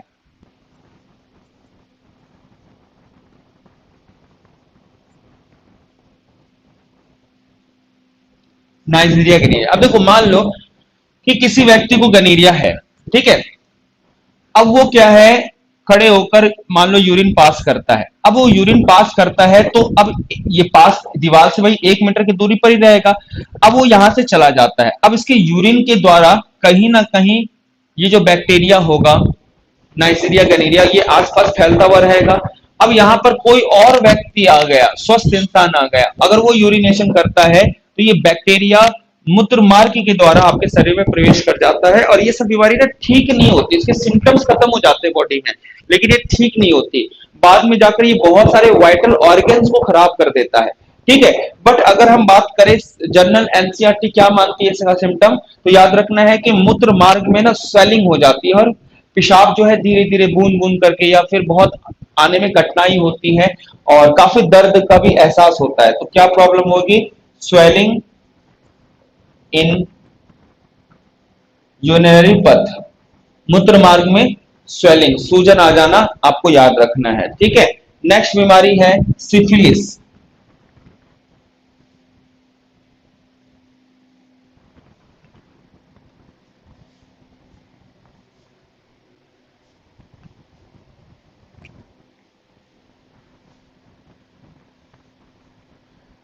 आप इसको जनरल बीमारी आप मानो, लेकिन अगर बात करें तो ये बहुत ही खतरनाक बीमारी है, बहुत ही खतरनाक बीमारी। जैसे बेटा आपने सुना है ना कि आयुर्वेद में कहते हैं कि कोई भी बीमारी जो होती है उसके 3 कारण होते हैं, वात पित्त कफ। उसी प्रकार से बेटा एडवांस मेडिकल साइंस में माना जाता है कि हमारे शरीर में 3 ही कारण होते हैं बीमारी होने के, सोरा सिफिलिस सोराइसिस, चाहे कैंसर हो चाहे कोई बीमारी हो, ये 3 ही चीज आपको बीमार कर सकता है। इसलिए आपके सिफिलिस को ना मदर ऑफ डिजीज मेडिकल में कहा जाता है, यानी कि ये कई बीमारी की जननी मानी गई है इसे, कई बीमारी की जननी कहते हैं इसे। और ये इतना, इसका सिम्टम्स इतना साधारण सा होता है ना कि लोग पकड़ नहीं पाते, और फिर हम बाद में जब इससे प्रभावित होते हैं तो इसका इलाज भी नहीं कर पाते। कारण सुनो, सिफिलिस का ना सिम्टम्स जो बॉडी में आएगा वो 3 बार आता है आपके बॉडी में, 3 बार ये सिम्टम्स छोड़ेगा आपको बताने के लिए कि भाई मैं शरीर में आ चुका हूं। कैसे? सबसे पहला साल तो अच्छा, कभी कभी तो ये सिम्टम्स ना हर 1 साल के बाद या 6-6 महीना में रिपीट होगा, तुरंत नहीं आएगा इसका सिम्टम। एक बार आया, दवाई वाई खाकर ठीक कर लोगे, फिर दोबारा आएगा, फिर दवाई खाकर ठीक कर लोगे, फिर दोबारा आएगा, और फिर भी दवाई खाकर उसको दबा दिया ना तो अब वो दोबारा आपको दिखेगा ही नहीं आपको। अब देखो क्या होता है, इसका पहला जो सिम्टम बॉडी में आएगा वो कैसे आएगा, एक्चुअली मुझे थोड़ी सी इरिटेशन हो रही है कि यहाँ पर मॉस्किटो कॉइल लगा हुआ है ना, और वो आंखों में और नाक में आ रहा है, तो थोड़ा सा जलन सा फील हो रहा है, इसलिए अजीब सा शायद आपको लग रहा होगा, आवाज वगैरह भारी भी आ रहा होगा, तो टॉलरेट कर लेना थोड़ा। ठीक है, अब उसमें क्या होता है, पहले तो पेशेंट में जो सिम्टम आता है ना, ये जो हाथ होते हैं इस जगह पर छोटे छोटे पानी के दाने जैसे ना फुंसियां होती है, इसमें खुजली वगैरह होगी, यहाँ हाथों में भी हो सकता है, बॉडी में भी हो सकता है। तो जनरली अब किसी को होता है तो वो क्या होता है कि वो मेडिसिन, महलम, ऑइलमेंट वगैरह लगाकर उसको दबा देता है, दब गया, ठीक हो गया, कोई बात नहीं। फिर नेक्स्ट टाइम इसका जो सिम्टम्स आएगा आपके आपके बॉडी पर आएगा, आपके स्किन पर आएगा, क्या होगा कि छोटे छोटे ना लाल लाल से आपके इतने बड़े बड़े से छोटे छोटे जगह दाने नहीं दिखेंगे, प्लेन रहेगा, स्पॉट्स आएंगे, उसमें खुजली हो भी सकता है, नहीं भी, और वो स्पॉट्स 10 से 15-20 दिन के बाद ठीक भी हो जाएगा, दवाई नहीं खाओगे तो। ठीक नहीं होता, वो खाली लक्षण है, वो आएगा फिर खत्म हो जाएगा। ठीक है। थर्ड इसका जो सिम्टम्स आएगा वो हमारे जो सेक्स ग्लैंड है, वर्जाइना और हमारे पेनिस के आसपास छोटी छोटी फुंसियां होंगी, उनमें दाग भी हो सकता है, फुंसी भी होगी, और खुजली होने लगेगी। अब दवाई वगैरह खाकर आपने इसको दबा लिया, अब ये सिफिलिस आपकी बॉडी में अंदर हमेशा के लिए बैठ जाएगा। अब कोई सिम्टम्स नहीं आएगा, किसी भी तरह का कोई तकलीफ पेशेंट को नहीं होगा। लेकिन अब ये जो सिफिलिस क्या करेगा, लीवर, किडनी, जो भी लीवर, किडनी, लंग्स, आपके जॉइंट्स, इन सब में जाकर बैठ जाएगा और उनको डैमेज करने लगेगा। अब वो डैमेज होगा तो अब ऑब्वियसली बात है, मान लो अगर वो किडनी को अफेक्ट करता है फॉर एग्जांपल, या लीवर को अफेक्ट कर देता है। अब लीवर को अफेक्ट करेगा तो आप डॉक्टर के पास जाओगे, तो भाई डॉक्टर तो भगवान तो है नहीं कि 3 साल पहले तुम्हारे शरीर में क्या पैदा हुआ वो पता लगा लेगा, भाई वो तो नॉर्मल है कि चेक करेगा, सिम्टम देखेगा, टेस्ट कराएगा, देखेगा लीवर डैमेज है, वो तो लीवर की ही मेडिसिन देगा, मेडिसिन देगा, लीवर थोड़ा बहुत ठीक होगा। लेकिन बीमारी का कारण क्या है, सिफिलिस है। अब वो हमेशा कहीं ना कहीं, अगर लीवर को ठीक किया फिर जाकर किडनी को डैमेज करेगा, फिर किडनी को ठीक करोगे फिर आकर किसी ऑर्गन को करेगा, और जिंदगी भर जो पेशेंट है वो किसी ना किसी बीमारी से ग्रसित ही रहता है, क्योंकि रीजन बीमारी का कुछ और होता है, और सिफिलिस का फिर इलाज कोई किसी को याद भी नहीं रहता कि मुझको कभी हुआ था। ठीक है, और लाइफ टाइम में वो बीमारी से ग्रसित रहता है, इसलिए बहुत खतरनाक बीमारी है, इससे कैंसर वगैरह बहुत तरह की बीमारी पैदा होती है। ठीक है, खास करके एनसीईआरटी मानती है कि इसका जो मेन सिम्टम्स आता है वो यूरिनरी, यानी कि तीसरा सिम्टम जो बॉडी में आता है, फाइनल सिम्टम, जिसके बाद खत्म हो जाएगा, ये आएगा नहीं, यूरिनरी पथ में होता है। और यूरिनरी पथ यानी कि पेशाब के रास्ते में जो हमारा ट्रैक होता है, ठीक है, इस पर क्या होने लगता है, जैसे मान लो कि जैसे ये किडनी है आपकी,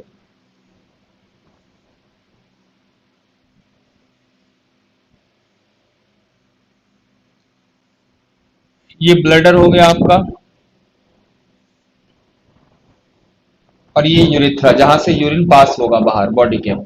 तो इस जगह पर ना घाव बनने लगते हैं, ये पूरा का पूरा ट्रैक अंदर से ना घाव बन जाता है, जिस कारण से जब पेशेंट यूरिन करता है ना, तो इस घाव, अब चूंकि हमारे यूरिन में यूरिया वगैरह होता है, सॉल्ट होता है थोड़ा बहुत, तो जब जब ये यूरिन करता है पेशेंट, तो इस घाव से जब भी टकराएगा, कल्पना करके देखो कि शरीर के ऊपर कोई घाव है और छोटा सा थोड़ा सा नमक छिड़क दो उसमें, क्या हालत होगी आपकी। अब वही घाव शरीर के अंदर है और उस पर नमक टच हो रहा है, कितना जलन और कितना दर्द होगा, पेशेंट ना यूरिन करना नहीं चाहता, यूरिन करता ना रोता है सर, बाथरूम बैठ कर रोता है, नहीं करना चाहता। ठीक है, तो इसलिए बहुत खतरनाक में लास्ट सिम्टम्स है ये, अगर इसको दबा दिया मेडिसिन से तो वो अंदर चला जाएगा। अगर बात बैक्टीरिया की करें तो ट्रैपेनोसोमा पैलेडियम नामक बैक्टीरिया, लास्ट ईयर बेटा यूपीएलटी के एग्जाम में क्वेश्चन आया था, तो पहले लिख लो, ट्रैपेनो ट्रैपेनो ट्रैपोनिमा पैलिडियम।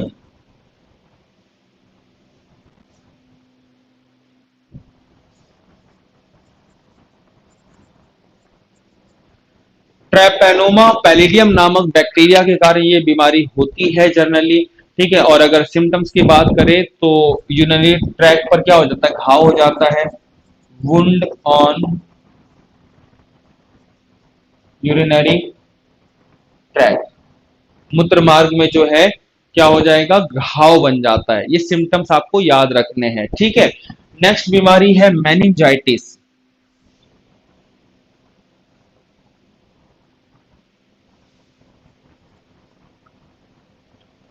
मेनिंजाइटिस, इसे मस्तिष्क का बुखार, ब्रेन फीवर भी कहते हैं। ठीक है। और बेसिकली ये ब्रेन की बीमारी है, ब्रेन की बीमारी है ये, ठीक है। और अगर बात करें बैक्टीरिया सर कौन सा है, तो मैनिंगोकोकल,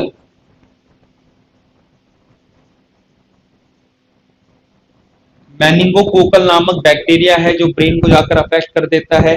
और सिम्टम्स क्या आता है, हाई फीवर, ठीक है। तो अभी तक तुमने जो भी बीमारी दोबारा भी पढ़ी, वो सारे के सारे बीमारी जो थे वो बैक्टीरिया के द्वारा हमारे शरीर में होते हैं। अब हम बात करेंगे, एक हो गया प्रोटोजोआ वाली बीमारी जान गए आप, बैक्टीरिया वाली जान गए। अब बात करेंगे वायरस से कौन कौन सी बीमारी आपके शरीर में होगी और उनसे क्या क्या सवाल आपके एग्जाम में पूछा जाएगा। अब टॉपिक चेंज करेंगे, डिजीज कॉज बाय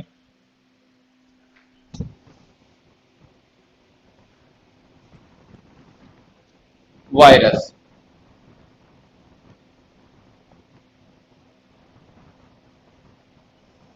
जिसे हिंदी में हम कहते हैं विषाणु,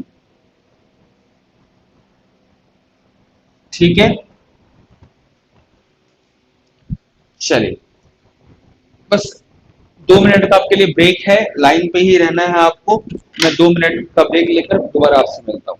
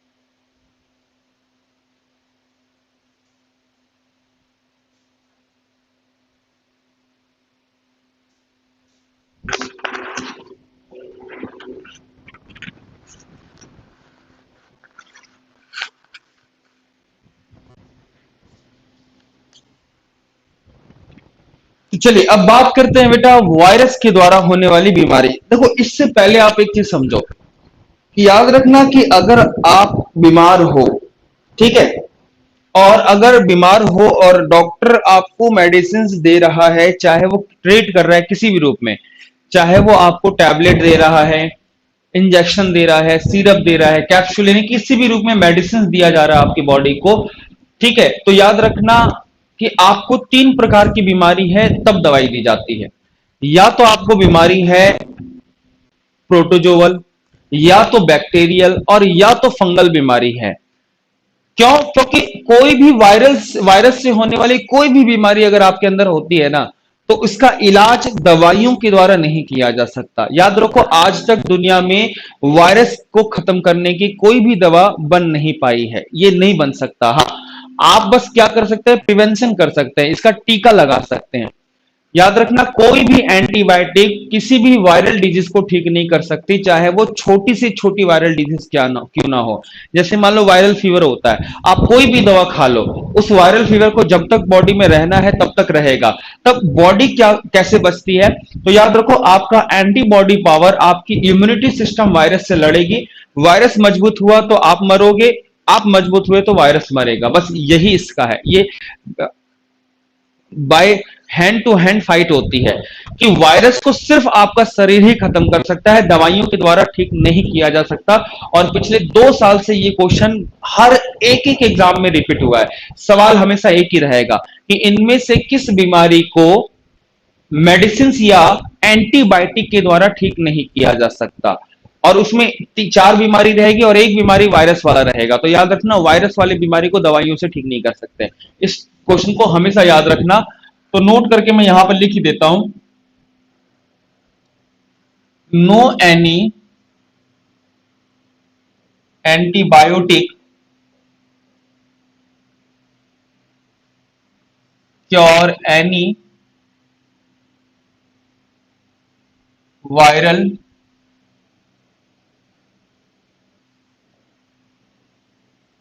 डिजीज। एंटीबायोटिक को बेटा हिंदी में अगर आप पेपर दे रहे हो ना, तो प्रतिजैविक लिखा हुआ आएगा। तो किसी भी प्रतिजैविक या एंटीबायोटिक के द्वारा किसी भी विषाणु जनित रोग को ठीक नहीं किया जा सकता, चाहे बीमारी छोटी है या बड़ी है, डजंट मैटर, कोई फर्क नहीं पड़ता है। क्लियर है? चलिए अब इस बीमारी कौन कौन सी बीमारी बेटा वायरस से होती है, इस पर एक नजर हम डाल लेते हैं। सबसे पहला बीमारी का नाम,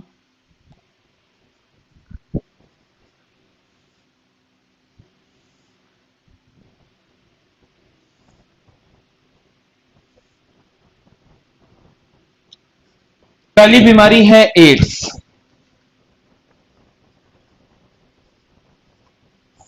ठीक है, फुल फॉर्म आप लोग जानते ही होंगे, adeno acquired amino deficiency syndrome.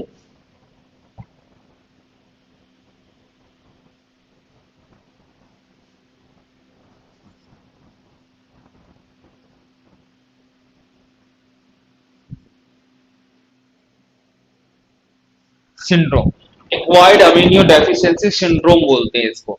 ठीक है, देखो इस बीमारी में क्या होता है, सबसे पहले बेटा देखो यहां पर सिंड्रोम है, ये डिजीज नहीं है, इसमें आपने सिंड्रोम वर्ड यूज किया। देखो दो तरह की चीज है, सबसे पहले एक चीज समझाता हूं तुम्हें, समझो। सबसे पहले डिजीज क्या है और सिंड्रोम क्या है। कई बार बीमारी के आगे डिजीज लिखा होगा, कई बार बीमारी के आगे सिंड्रोम लिखा होगा, दोनों में अंतर क्या है। एक है डिजीज और दूसरा है सिंड्रोम। कई बार आप पढ़ोगे ना, देखना ये दोनों शब्द रहेंगे। तो इसमें अंतर क्या होता है, देखो डिजीज क्या है, ये डिजीज कुछ होती नहीं है बेटा। डिजीज जो देखा जाएगा अगर, तो डिजीज किसी चीज को कहते नहीं, एक नाम रखा गया है। डिजीज का एक्चुअल मतलब क्या है, सुनो।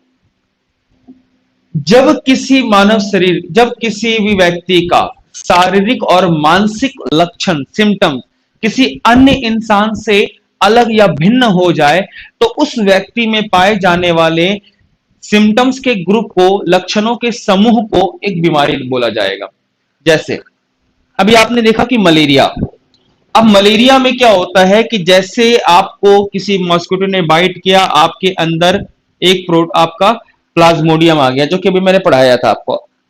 अब जैसे शरीर में प्लाज्मोडियम आएगा ये अपनी मात्रा बढ़ाएगा और ये अपना प्रजनन करेगा और शरीर में प्लाज्मोडियम बढ़ते चले जाएंगे।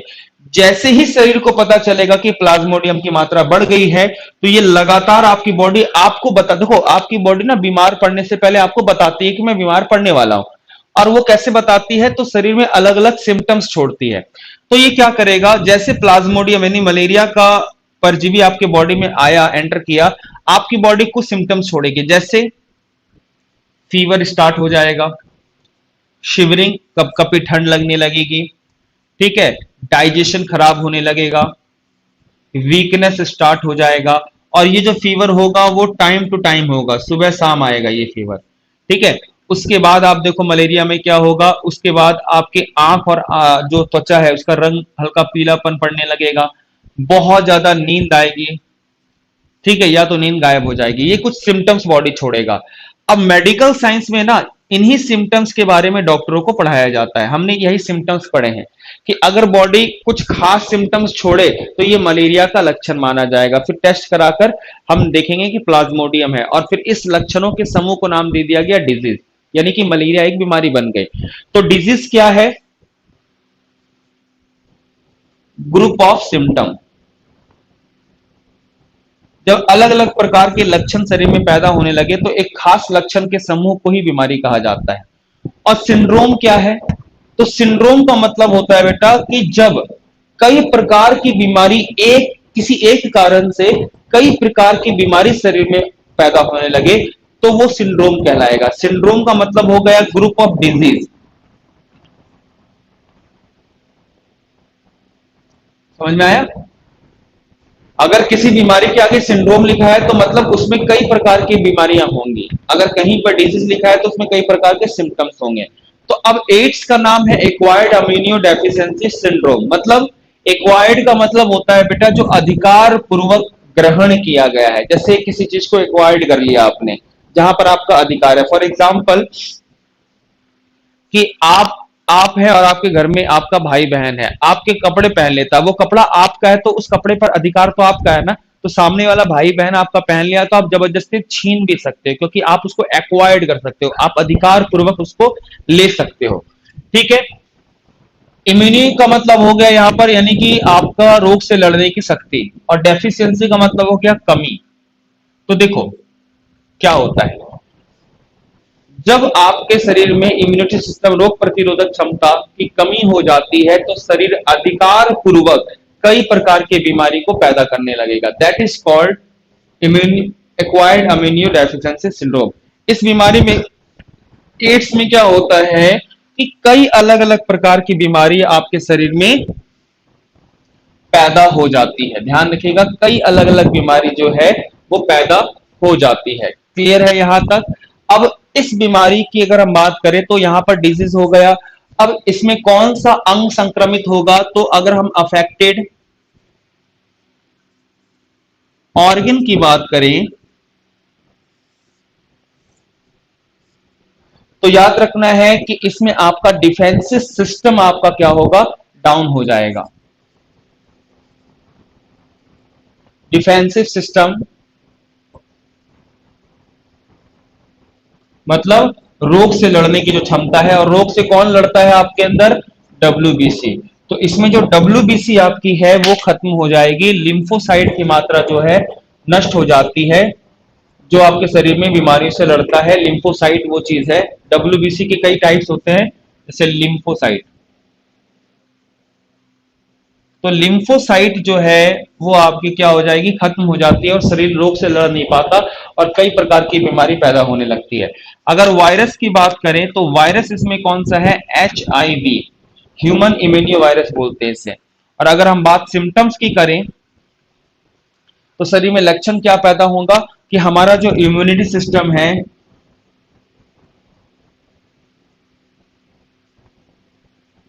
बिकम,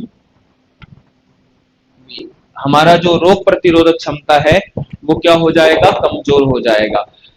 अब ये सवाल पूछा जाता है कि एड्स कब होगा बेटा, एड्स कई कारणों से हो सकता है। असुरक्षित यौन संबंध, ठीक है, अगर आप किसी व्यक्ति से असुरक्षित विदाउट कंडोम अगर आप संबंध बनाते हैं और सामने वाले को अगर एड्स है तो आपको हो सकता है। अगर किसी को एड्स है और अगर उसने किसी सिरिंज का प्रयोग करा है, निडल जो इंजेक्शन लगाते हैं, और उस इंजेक्शन उसी सिरिंज से आपको भी इंजेक्शन लगा दिया गया है तो आपको हो जाएगा, मतलब ब्लड ट्रांसफ्यूजन होगा इसका, ठीक है। यानी एसटीडी रोग है ये, ब्लड के द्वारा फैलेगी। या अगर गर्भवती मां को अगर एड्स है तो बच्चे को हो सकता है। तो ये तीन ही कारण होते हैं एड्स होने का: असुरक्षित यौन संबंध, उसके बाद व्यक्ति का ब्लड आपके ब्लड से डायरेक्ट टच में आ जाए, वो किसी भी तरीके से हो सकता है, उसका खुला हुआ घाव आपके घाव से टच हो जाए, उसको जो इंजेक्शन दिया गया है उसी इंजेक्शन से आपको दे दिया जाए। अभी आपने देखा होगा कि अभी 2019 या 20 में, शायद 20 में ही 20 की जनवरी वगैरह की बात है, यूपी में एक कोई डॉक्टर थे, तो उन्होंने क्या हुआ, एक पेशेंट था जिसको एड्स था, और वो गांव के लगभग लगभग 19 या 24, ऐसे कोई डाटा है मुझे एग्जैक्ट याद नहीं है, 19 व्यक्तियों को बेटा उसी इंजेक्शन से सबको इंजेक्शन दे दिया, जिसमें कि कई बच्चे थे, कई बूढ़े थे और कई जवान थे, उन सबको एड्स हो गया। अभी भी वो डॉक्टर भागा हुआ है, गवर्नमेंट खोज कर रही है। तो बड़ा ख्याल रखना चाहिए, इसलिए क्या है, डिस्पोजल सिरिंज का प्रयोग करना चाहिए। पहले क्या होता था आपको याद होगा, शायद आपको लोगों को नहीं पता होगा, पहले जो सिरिंज आती थी ना वो कांच की हुआ करती थी हमारे पास, और बार बार खाली हम निडल चेंज करता, पहले निडल भी ना एक ही हुआ करता था, स्टील का एक निडल आता था, बार बार उसको फिर अल्कोहल से साफ करके उसी को यूज करते थे हम। बाद में अब देखो प्लास्टिक आ गया, एक बार में यूज करना है और उसको फेंक देना है, ठीक है। अब किसी को एड्स हो जाए तो कौन सा टेस्ट करवाया जाएगा ये पूछा जाएगा, तो टेस्ट का नाम है एलिसा। एलिसा टेस्ट कराया जाता है, ठीक है, ये क्वेश्चन आएगा। तो कौन सा टेस्ट है, तो एलिसा टेस्ट है आपका। नेक्स्ट आगे बढ़ते हैं, कौन सी बीमारी आती है, तो नेक्स्ट है, बहुत ही ईवीएस में पूछा जाता है क्वेश्चन, डेंगू।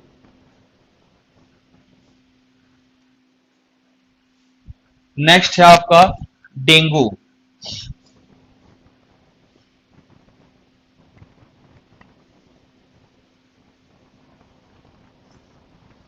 चलिए बात करते हैं डेंगू, ठीक है। अफेक्टेड ऑर्गन, अगर किसी को डेंगू हो जाता है तो क्या होगा, एक तो पूरी की पूरी बॉडी में संक्रमण होगा ही होगा, होल बॉडी। साथ ही साथ आप देखोगे कि इसका जो मेन सिम्टम्स आप देखोगे जो नजर आएगा, आई एंड ज्वाइंट में आंखें जलने लगेगी और जोड़ों में दर्द बहुत ज्यादा होगा।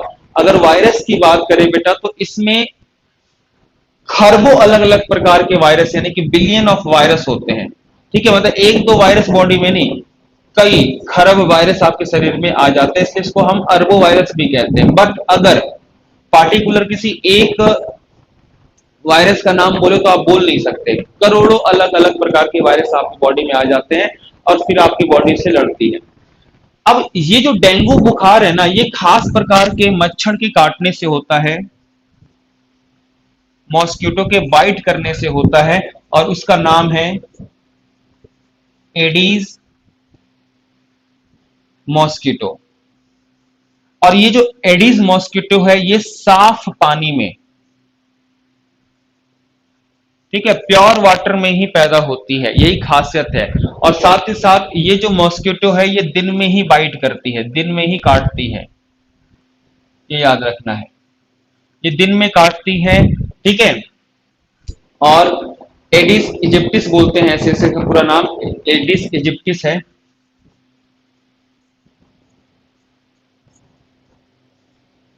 एडिस इजिप्टिस पूरा नाम है इस मच्छर का, ठीक है। इस मच्छर की खासियत क्या होती है कि इस मच्छर के दो पैर ना पीछे की ओर उठे हुए होते हैं, जैसे ये, जैसे मान लो ये है आपका, ठीक है,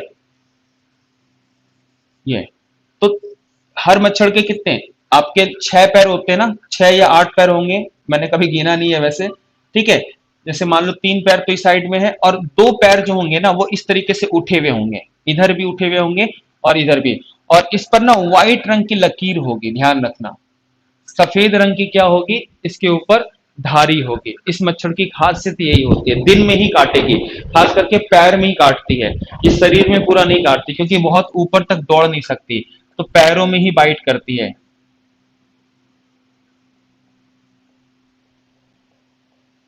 ठीक है। तो ये ध्यान में रखना है। और इस बीमारी में क्या होता है, डेंगू अगर किसी को हो जाएगा तो ऐसे में उसके सबसे पहले तो सिम्टम्स क्या होगा, बॉडी पेन, ठीक है, शरीर में दर्द होगा। और साथ ही साथ बेटा जो हमारे बॉडी में प्लेटलेट्स की मात्रा है ना, वो बहुत कम हो जाएगी। तो प्लेटलेट्स क्या होगा, डाउन हो जाएगा। जो शरीर में प्लेटलेट्स की मात्रा है, कितनी होती है प्लेटलेट्स की मात्रा, तो एनसीईआरटी मानती है कि 3 से 4, 3 से 5 लाख पर ml ब्लड में होती है ये, ठीक है। अगर ये 1.5 लाख भी है तो कोई दिक्कत नहीं होता, अगर है तो थोड़ा बॉडी पेन रहेगा, लेकिन लगभग 2, 2.5, 3 लाख भी रहे तो कोई दिक्कत नहीं। एनसीईआरटी मानती है कि 3 से 5 लाख एक स्वस्थ व्यक्ति में इतना होना ही चाहिए। तो डेंगू भी बेटा एक वायरस से होने वाली बीमारी है, ठीक है। क्योंकि अभी बेटा 10 बीमारी और है, मैं चाहता हूं कुछ फंगल डिजीज भी आपको बता दूं, क्योंकि एग्जाम में आता है कभी कभी। तो अब चूंकि समय नहीं है तो आज का सेशन हम यहाँ पर ही बंद करेंगे, और नेक्स्ट आपकी मतलब आधी या 1 घंटे की और क्लास बच रही है, ठीक है। या तो हम इस क्लास को आज ही शाम रात में कवर करने की कोशिश करेंगे, नहीं तो नेक्स्ट वीक श्योर है आपका कि जो साइंस का बायो वाला पार्ट है वो कवर हो जाएगा, और बाकी अदर टीचर जो है आपको फिर अदर पार्ट पढ़ाएंगे। तो आज के लिए बस इतना ही। अगर कोई डाउट्स है तो आप अभी कमेंट बॉक्स पर उसको मेंशन कर दो, मैं डाउट्स क्लियर कर देता हूँ। और फिर कुछ डिजीज है जैसे फंगल डिजीज भी आपको थोड़ा बहुत जानना चाहिए कि जैसे गंजापन क्यों होता है, डैंड्रफ क्यों होती है, ये सब बीमारी का कारण क्या है। और कुछ वायरल डिजीज और है जैसे आपका क्या नाम है, रेबीज जो है वो क्यों हो जाता है, चेचक है, चिकन पॉक्स है, ये सारी बीमारी आपको जाननी पड़ेगी, ठीक है। और डिजीज एक ना एक आएगा ही आएगा पेपर में, इसलिए थोड़ा डिटेल में आपको पढ़ना इंपॉर्टेंट हो जाता है। तो आज के लिए बस इतना ही, मिलता हूँ नेक्स्ट क्लास में। थैंक यू पढ़ने के लिए, और कोई डाउट्स है तो आप कमेंट कर दो।